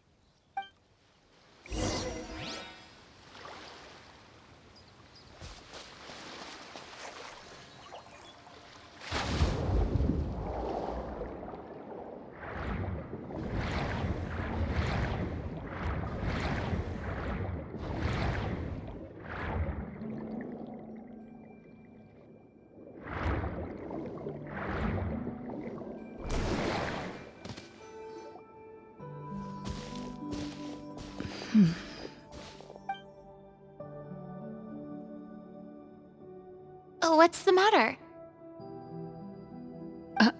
It's nothing. As you step into the cave, you find yourself in an eerily quiet space. Before you lies a narrow passageway that appears to trail off endlessly into the distance.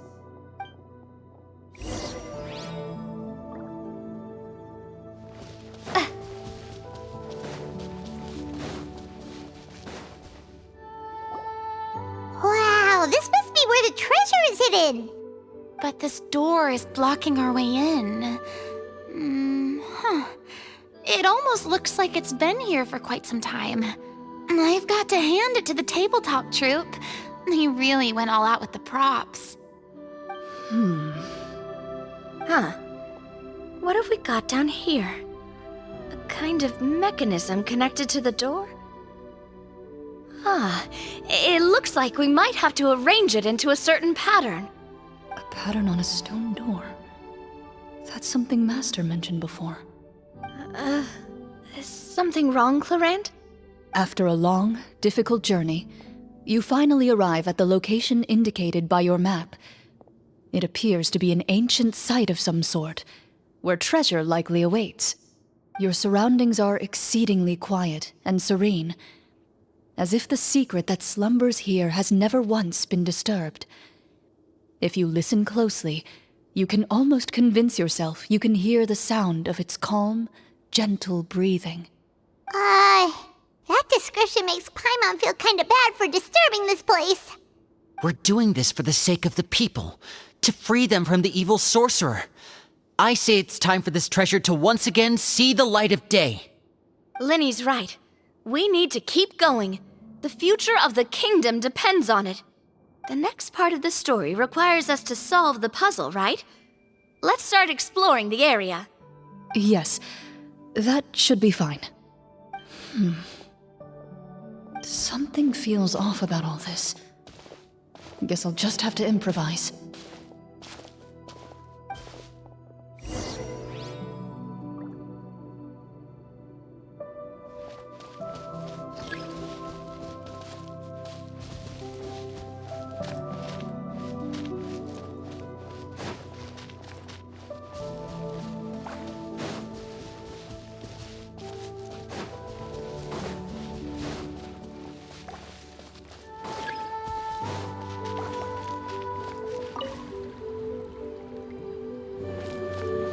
I found something! Found something here, too.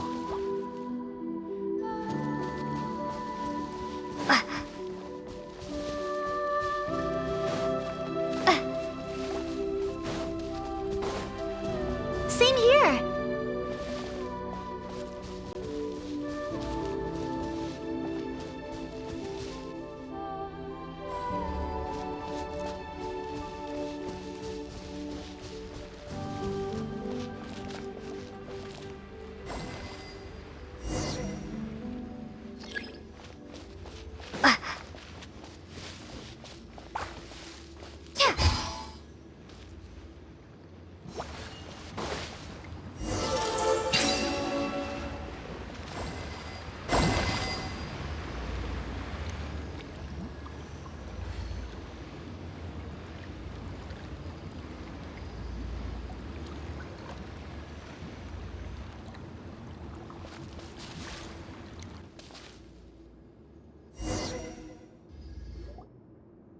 It worked!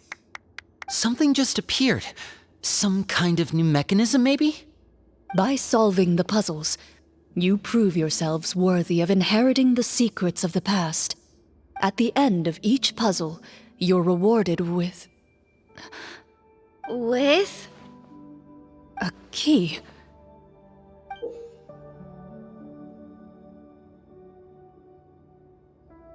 Oh, it must be the key to the big door. Huh? This is one of the Marechaussee Hunter keys that are passed down from generation to generation. It looks just like the one Master passed down to me. It is said that 4 keys in total are required to form the final, complete key. And it seems like we just collected 3 of them. That must mean... Huh? What's wrong? You hear a few strange noises. Suddenly, all the torches in the ruin go out at once. Huh? What's going on? Did we fall into another trap? For the sake of immersion, please close your eyes, everyone. Without the torches, the space is now completely dark, and you cannot see anything.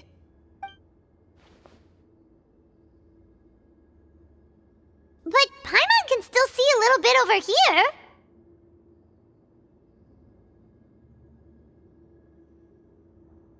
Oh, right, sorry. Suddenly, you hear the sound of footsteps pierce through the darkness. There's someone else here? Oh, this is so unsettling. I can't see anything. I've been discovered then. Wait, that voice, it's... You recognize the voice as belonging to the guard who led you to this place. It appears he now covets the treasure for himself and has come to stake his claim. Oh, so this is just part of the script. Then I can probably relax. Well, if we can't see anything, that means we can't fight to the fullest of our abilities. Should we retreat for now? Judging by the way he's holding his sword, he must be a real Marashose hunter. But this isn't part of the script. Retreat? That's not the hunter way. If it's dark for us, then it's dark for him. We choose to fight. Your choice is noted. Please keep your eyes closed until I tell you the torches have been relit. This battle will be in the dark. You got it! Well then, let us begin.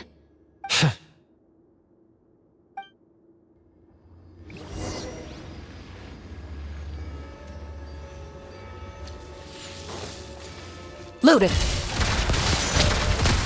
I'd like to try to hit him with my sword. Your strike is successful. Ha! You're facing a veteran... Is he still standing? Is it over? Can we open our eyes now? The enemy is strong and relentless, but the battle is nearing its end. The torches have not been relit. What about now? Final strike! Ha!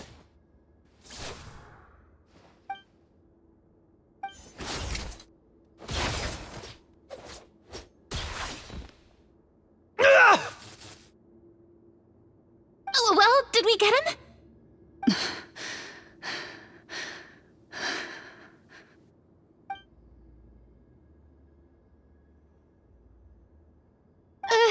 Clorinde? Warm fire flickers across the walls once more.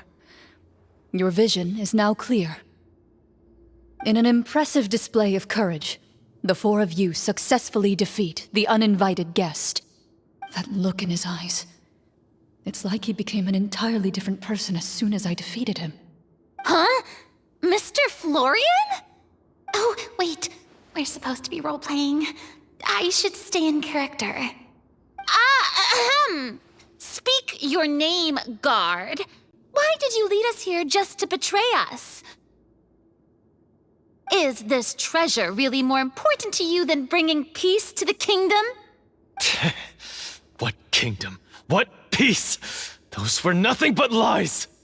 I, Florian, am a true Marashose hunter, descended from hunters of ages past. So he's also using his real name. Or, wait, was that the name of his character from the very beginning? Then I'm even more confused.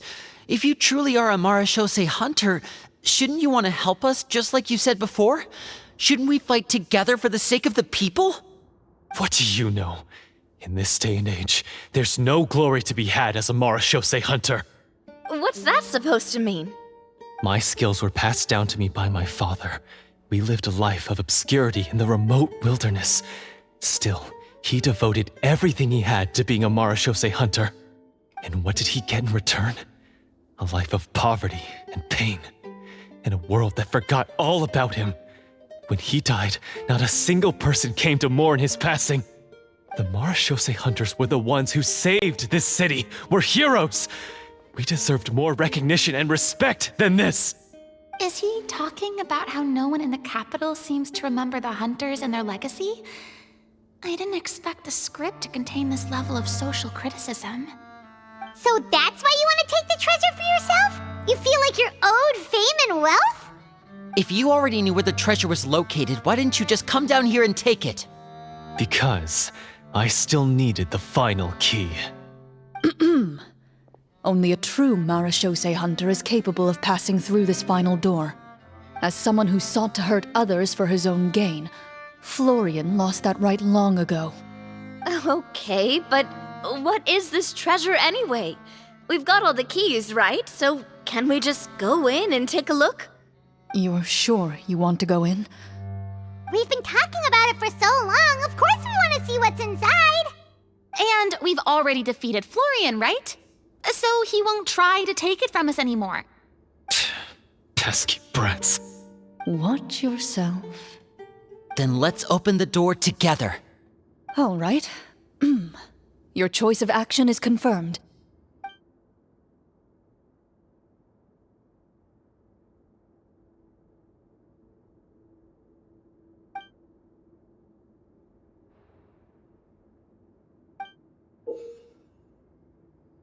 Before you, the door to the treasure, sealed and undisturbed for more than 100 years, finally swings open. You hear the shrill wail of the door hinge as it rotates for the first time after years of disuse, almost like a sleeping giant letting out an extended yawn. You get the impression that the secrets buried behind this door might be just as heavy as the sound you just heard. It's open! Come on, let's go in! Paimon wants to see what's inside! Ooh, me too! Ugh, uncovering hidden treasure is the most exciting part of adventuring. What do we have here? Uh-huh. A stone tablet? And some shabby weapons? You call this a treasure vault? Looks more like an abandoned warehouse. Maybe the troupe ran out of budget at the end? They provided a super immersive experience at the beginning only to drop the ball at the most important part. They could have at least filled this place with cardboard Mora or something. Wait, I get it now. Paimon, this is the real Marashose hunter treasure. Huh? This is it? The Marashose hunter treasure is just a stone slab and some broken swords? I can't believe it. I refuse to believe it!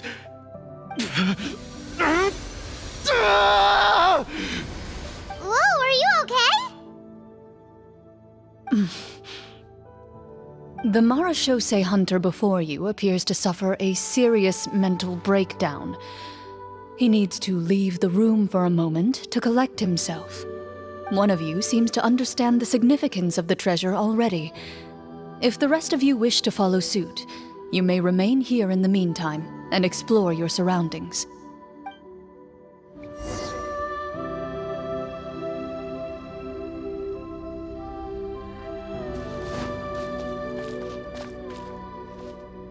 What is the treasure supposed to be?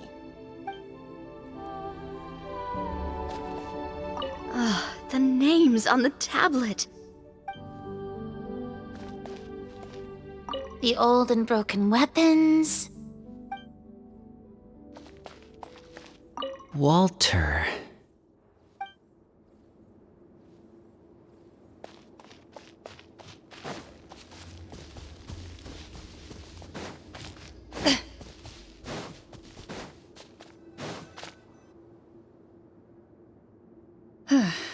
So, how are you doing? Feeling any better? What just happened? Do you remember how you got here? Or what happened to your body just now? I remember now. I brought you here because I wanted to... The explosives in the cave!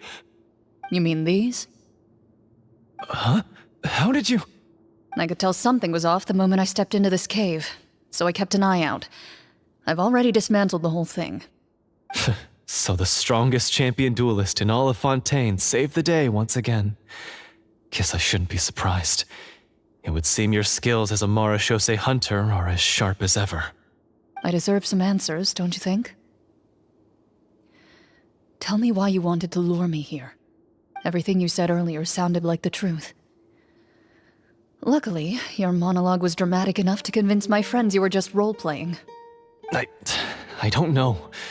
I just always felt like there was something in my heart that didn't belong to me. Something agitated and angry. Who knows? Maybe it was my own anger all along. I could never really tell. The feelings about my father and the other Marashose hunters are real. It just wasn't fair. I was angry, bitter that no one remembered them or praised their accomplishments. I don't know when it started, but at some point, my anger came to completely consume me. At that point, I remembered the legend my father used to tell me. The one about the treasure. But if the treasure was all you cared about, why plant all those explosives? Wouldn't they just destroy the treasure and bury you along with it?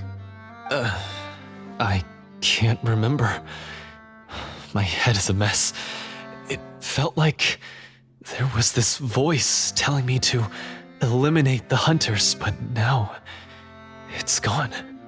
From your description, I suspect you were dealing with a devorator. A devorator? Oh, your master, your father, I mean, never talked about it? It was a kind of monster that was active several centuries ago. No, I've heard of it. I'm just not sure why you suddenly... Wait, it can't be. The seal! The seal? My family has served as Marashose hunters for many generations. But the title and swordsmanship weren't the only things passed down over our line. There was a seal as well. My father instructed me to always watch over that seal and maintain it regularly. He said it had been passed down over a truly ancient age, and protecting it was our clan's most important duty. But I neglected that duty after he died. I finally decided to come down and check on it one day, and that's where my memories become fuzzy. The devorator would be a formidable adversary for any mortal being, even ones as capable as the hunters. If you lacked the power to completely destroy it, you could easily fall prey to its influence and corruption. In light of this, some Marashose hunters chose to seal the devorator away, in the hopes that a permanent solution would come with the passage of time. I heard it has the power to amplify the obsessions and desires in people's hearts, to the point where they overtake you entirely. It would seem I'm not just lacking in skill with a blade, but in mental fortitude as well. And yet, you were able to retrieve 3 of the 4 keys. If I remember correctly, each was entrusted to a respected and capable hunter. How did you manage it? One of them belonged to my father. The second I stole from a different hunter. And the third... was one that I snatched while the person was on the way home from the tavern. I nearly died in that alley. I know just how strong you are. It's as clear as day to everyone in Fontaine. I observed you from dusk to dawn, but could never find any opportunity to sneak up on you. I never even saw you drink a single glass of liquor. The only way I could think to obtain that last key was to lure you here using your hobby, and then... Oh, I get it now. That monster, it wanted to bury you here alongside the treasure. I won't comment on anything else, but the script was good. Well, I did pour my heart and soul into it. The stories my father used to tell me about the glory of the heroic Marashose hunters and how they came to be forgotten. It's more than just a story. Huh? You're proud to be a hunter. You're still holding onto that part of yourself, no matter how small. I have done so many despicable things. I have nothing to be proud of. Then explain the purpose of the evil sorcerer in your story. Isn't he the true antagonist? The one who sought nothing but his own gain, and used the people as pawns to attain it? In your heart of hearts, he was the one you truly wanted to defeat. But I've already tainted my sword. I no longer have any right to... Wake up, Florian. Remember how you introduced yourself earlier. Do you really think the hunters acted out of a desire for honor and glory? Or to be loved and acknowledged by the people? What did your father teach you about our order? You do not wield your sword for yourself, but to protect those you serve. There's nothing special about a blade. It's the intentions of the wielder that matter above all else. Do you still not understand? Even after seeing the treasure for yourself? The contents of that room, they represent the true legacy the hunters left behind. You're right. I am a Marashose hunter. It's time for me to redeem, no, to finally serve the people I vowed to protect all along. I wouldn't be so quick to push aside the need for redemption. I know. That's a charge I won't bother to defend myself against. Good. Then, come with me, and help me see the script through to the end. Huh? See the script through to the end? But there's no more script left. Never finished it, huh? No, I mean, I wrote the script with the sole purpose of luring you all here. There was no reason to write beyond this point. Then we'll just have to keep writing it. The evil sorcerer still needs to be defeated. You mean the Devorator? Are you saying I have to make up the rest of the script as we go along? Is that really so hard? You've already written most of it. Surely you can write an ending where the hunters win and justice prevails. I'll be there to help you too. You aren't afraid your party will fall into danger? I know what my friends are capable of, and they're all quite skilled. Besides, I need their help. Then, are you going to tell them the truth about all this? I don't intend to spoil the fun. Sometimes, protecting dreams and fantasies is more important than exposing the truth. Don't you think?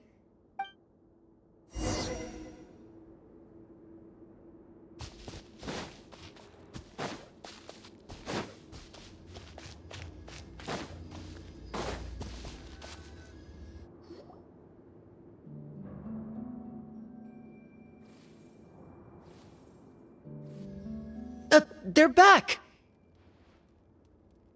That took a while.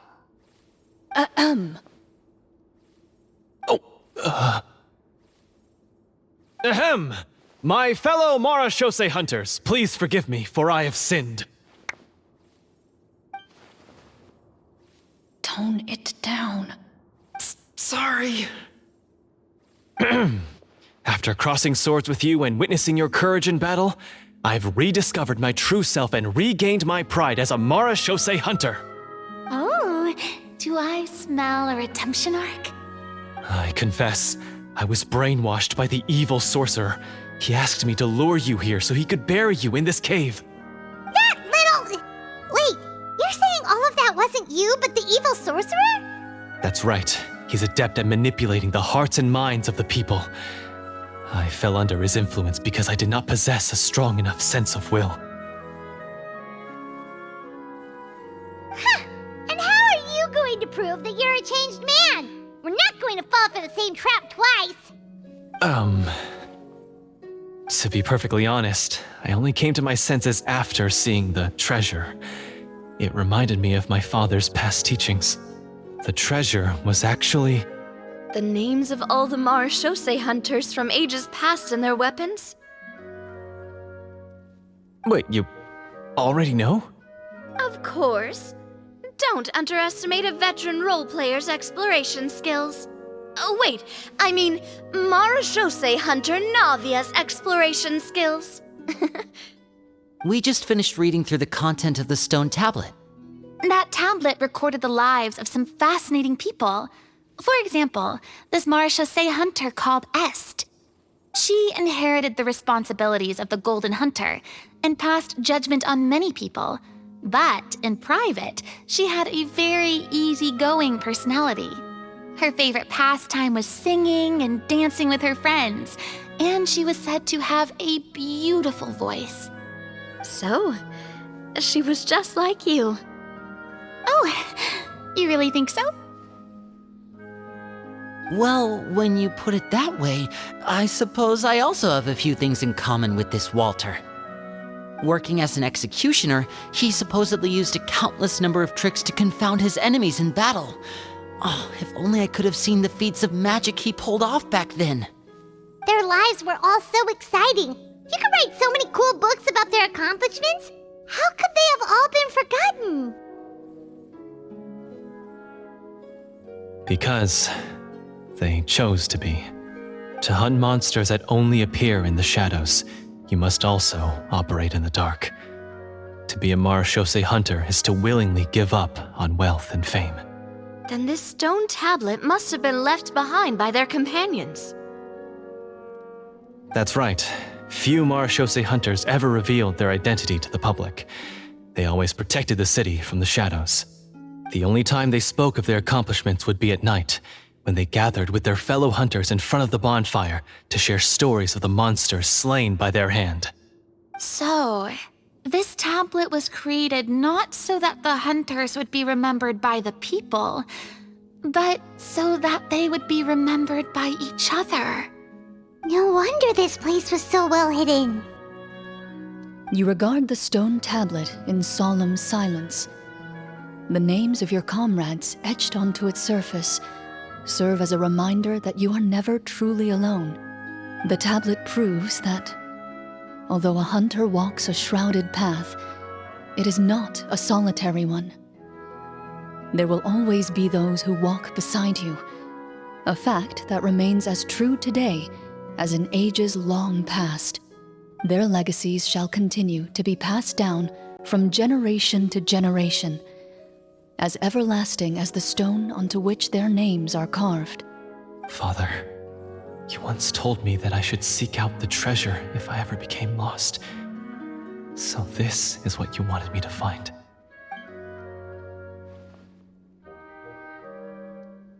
Thank you, my friend. You are very kind. I implore you, everyone, please give me a chance to make up for all I've done. Allow me to fight alongside you and defeat the evil sorcerer that threatens the peace and prosperity of everyone in this kingdom. Well, I say we let you join. Sounds good to me too. Everyone makes mistakes. What matters is what you do to make up for them. I have no objections, but Mr. Florian, do you even know how to defeat the evil sorcerer? When he took over my mind, I gained some insight into his thoughts. Every time I thought of the treasure, he reacted with a strong sense of fear. Huh? He's afraid of the treasure? But there's nothing here except some broken weapons and the stone tablet. What if the secret's hidden inside these weapons? GM, permission to investigate.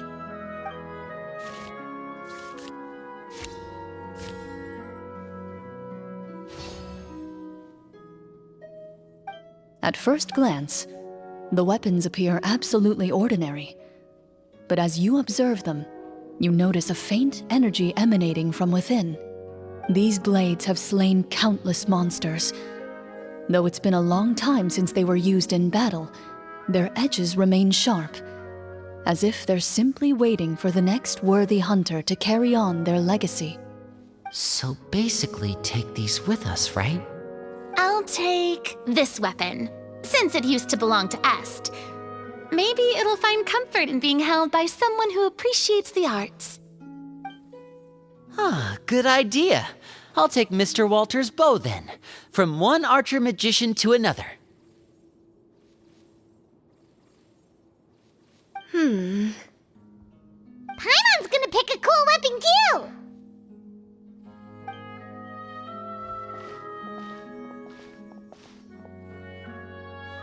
As you grip your weapons, you can almost feel the will of past hunters coursing through your being.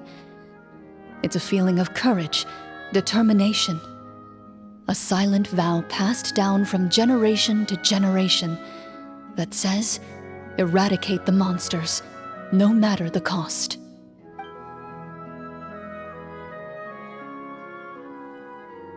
Mr. Florian, do you know where to find the evil sorcerer?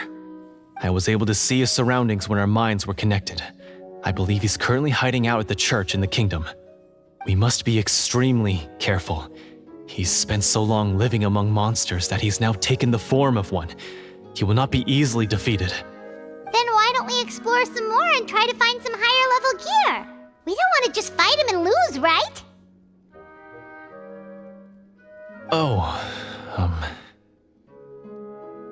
No, we have to strike now.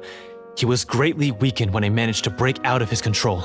If we let him rest, he might have time to escape. I agree with Mr. Florian. We've got to act while we have the advantage. Don't forget, the people of the capital are counting on us. Yeah, now that we've got a plan, there's no point in waiting. The longer this drags on, the worse it will be for everybody. Yes, that's what's called...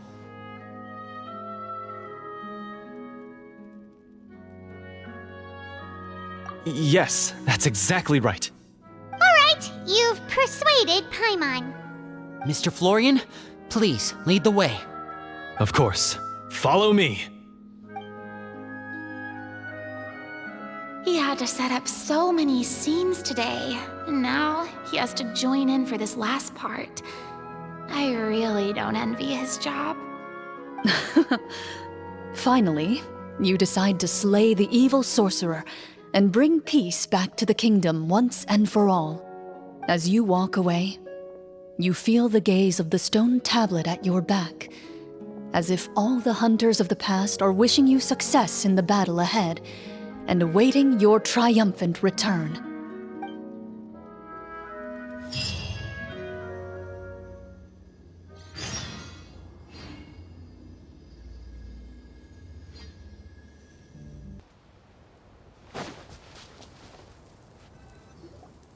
Finally, you arrive at the church Florian described. As you approach, an ominous aura surrounds you. You get the sense that your enemy is close at hand. How strange. This uneasy feeling seems so real. How did they manage that? Now, it is time for the final battle. Let's go!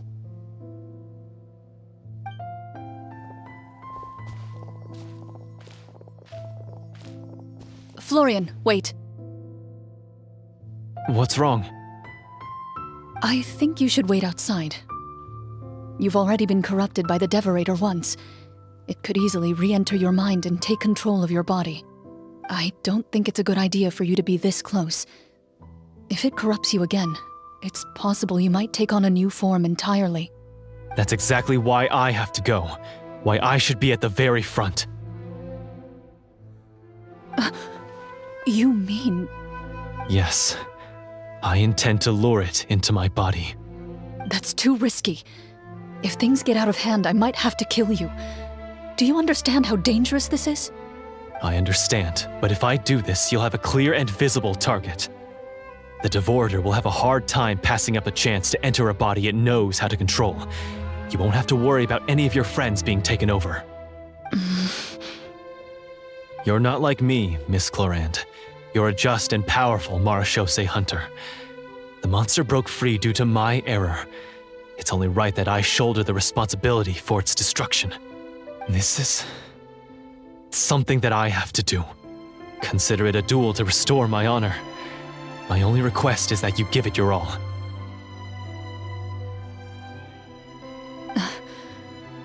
I understand.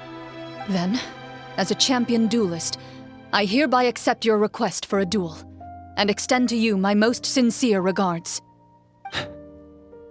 Thank you. The battle is now upon us. Let the Devorator once again tremble under the blade of the Marechaussee hunters.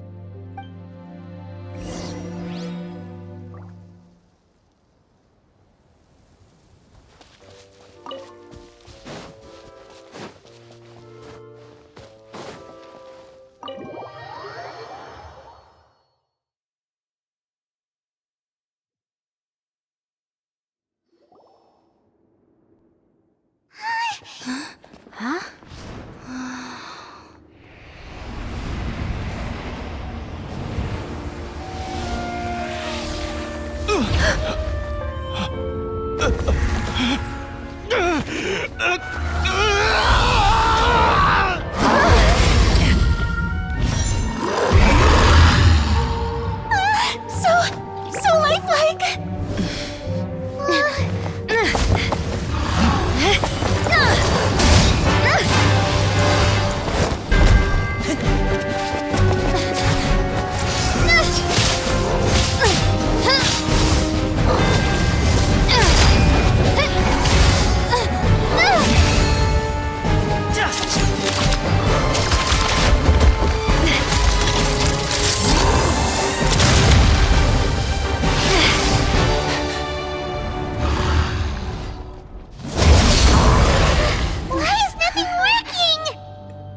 This foe is not invincible. You hold the treasure. The power to defeat it in your own 2 hands. The treasure? You mean... The names! It's the Marechaussee Hunters' names! How are we supposed to... You forget, Paimon? There's still one skill we saved until the very end. Hunters fight not for fame, but to aid the people whenever they are summoned. Walter the Marechaussee Hunter, master of 1,000 tricks, executioner of the Phantom Hunters, I call for aid! Est, the Marechaussee Hunter, inheritor of Cassiodor's will, judge of the Shadow Hunters. Answer my call!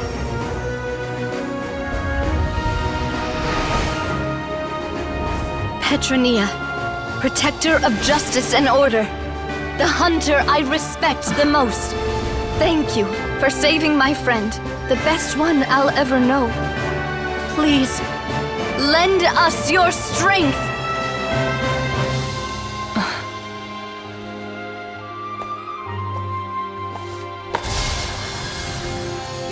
We have come to answer your summons.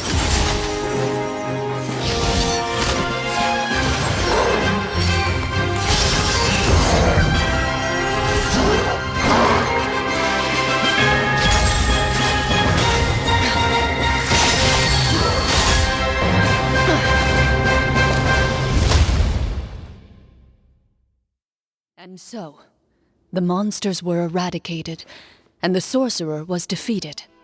Peace soon returned to the capital. Those in the court, manipulated by the sorcerer, also recognized the errors of their ways. Some remembered the names of the heroes who saved their kingdom, but others simply continued their lives none the wiser. Such is the story of the Marechaussee Hunters. They pursue the phantoms in the darkness and exterminate all who pose a threat. They will always protect the city and those within it, even should all memory of their accomplishments be forgotten by the very people they serve. I am assuming we've finally reached the end of the script. Yes, you've reached one of the better endings. It's a pretty solid story overall. I thought it was just an ordinary adventure at first, but the further we got into it, the more impressed I became with the production and the plot. That final battle especially.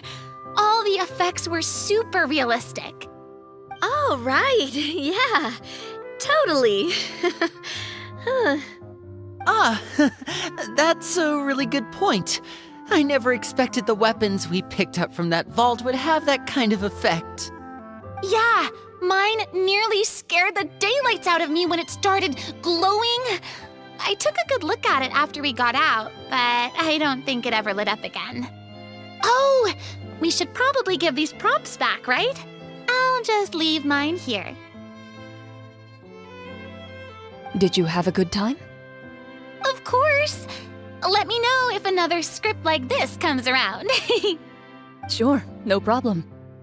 Then I'll head back for now. I think I need some time to fully digest everything that just happened. Once Mr. Florian is awake, please pass on my regards to him. He must be extremely exhausted to have passed out cold like that. You're right. He's had a lot to deal with. Well, see you all some other time. Toodaloo!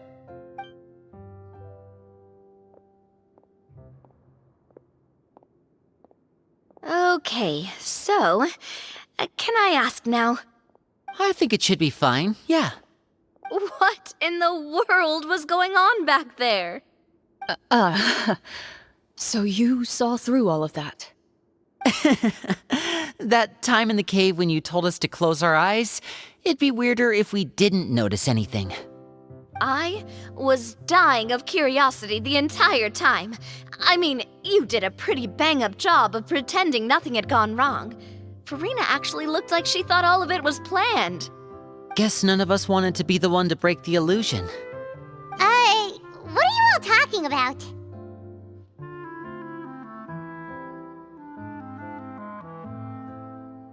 Oh, wait. Don't tell me Paimon never... Oh, this is all my fault. It's not too late to cover your ears. Here, Paimon, I'll do it for you. Bit late for that, don't you think? You're saying everything that happened back there wasn't actually part of the script? It's probably more accurate to say this was never a real scripted story to begin with. What? So loud. My head. Hey, you! Get up right now and explain yourself! No shaking, please! Oh, my head.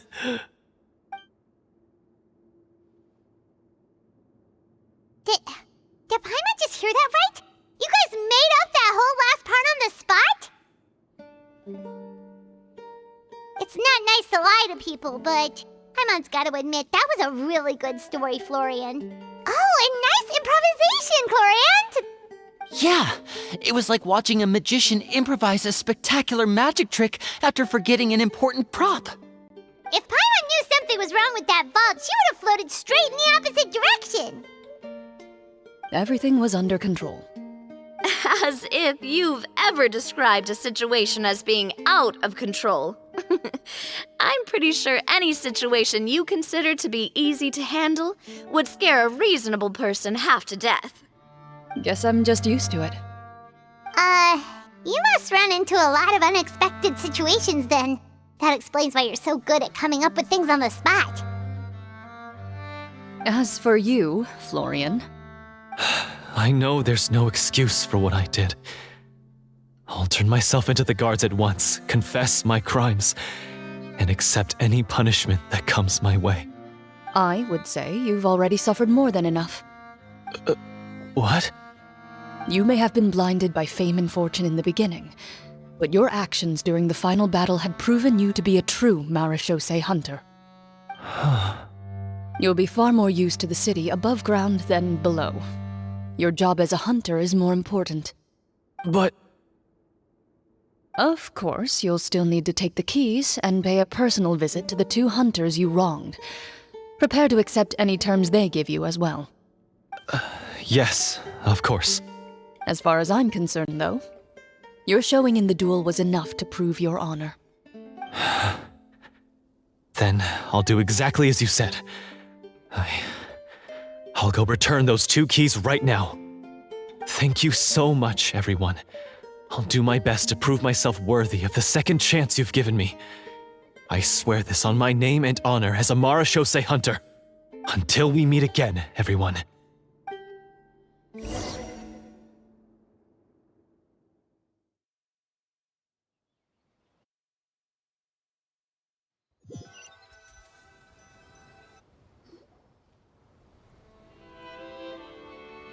Speaking of Marechaussee hunters, what should we do about the treasure in that cave? Leave it be. Are you sure? We could show it to people, make it so that the hunters are remembered. Don't you want that? No.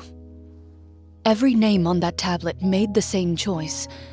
All hunters know what the path entails. I am no exception. My identity as a Marechaussee hunter is not something I need people to remember. I wish only to be recognized as a champion duelist. Nothing more. That's certainly very different from the path of a magician. Still, I admire your decision. Wait! Paimon just remembered something. If there were no special effects involved, Why did our weapons begin to glow during the battle? That's because the Marachose hunters of ages past would often imbue their weapons with special enchantments to suppress the monsters. Whenever a monster was nearby, their weapons would start to glow. Oh, so that's why they had an effect on that guy near the end. I really thought the summons were doing all the work. Well, I'm sure the summons were a part of it too. Oh? How so?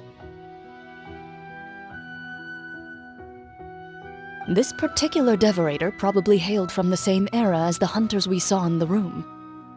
The names you recited all belonged to the bravest hunters. Countless monsters fell to their blades. That's likely why the Devorator visibly reacted when you said them out loud. So the names held the power all along! Navia, everything you said during your summon. Huh? Oh, I meant what I said.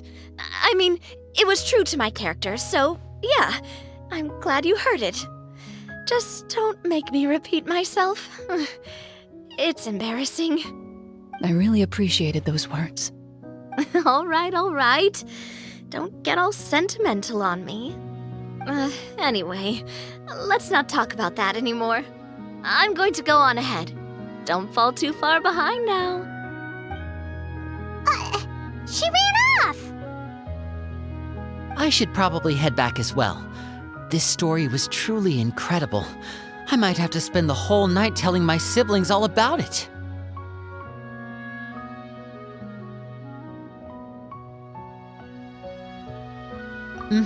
Goodbye.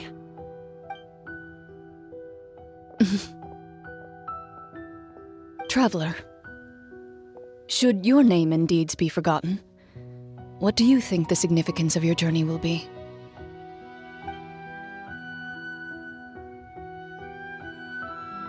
I suppose the significance would be the journey itself and the world we helped create. There's still value in the time I shared with everyone here, in the things we were able to accomplish, even if no one remembers them. A great answer. I'll remember it.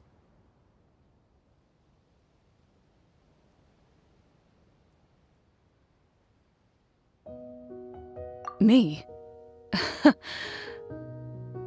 The Marachose hunter says nothing in response to that question.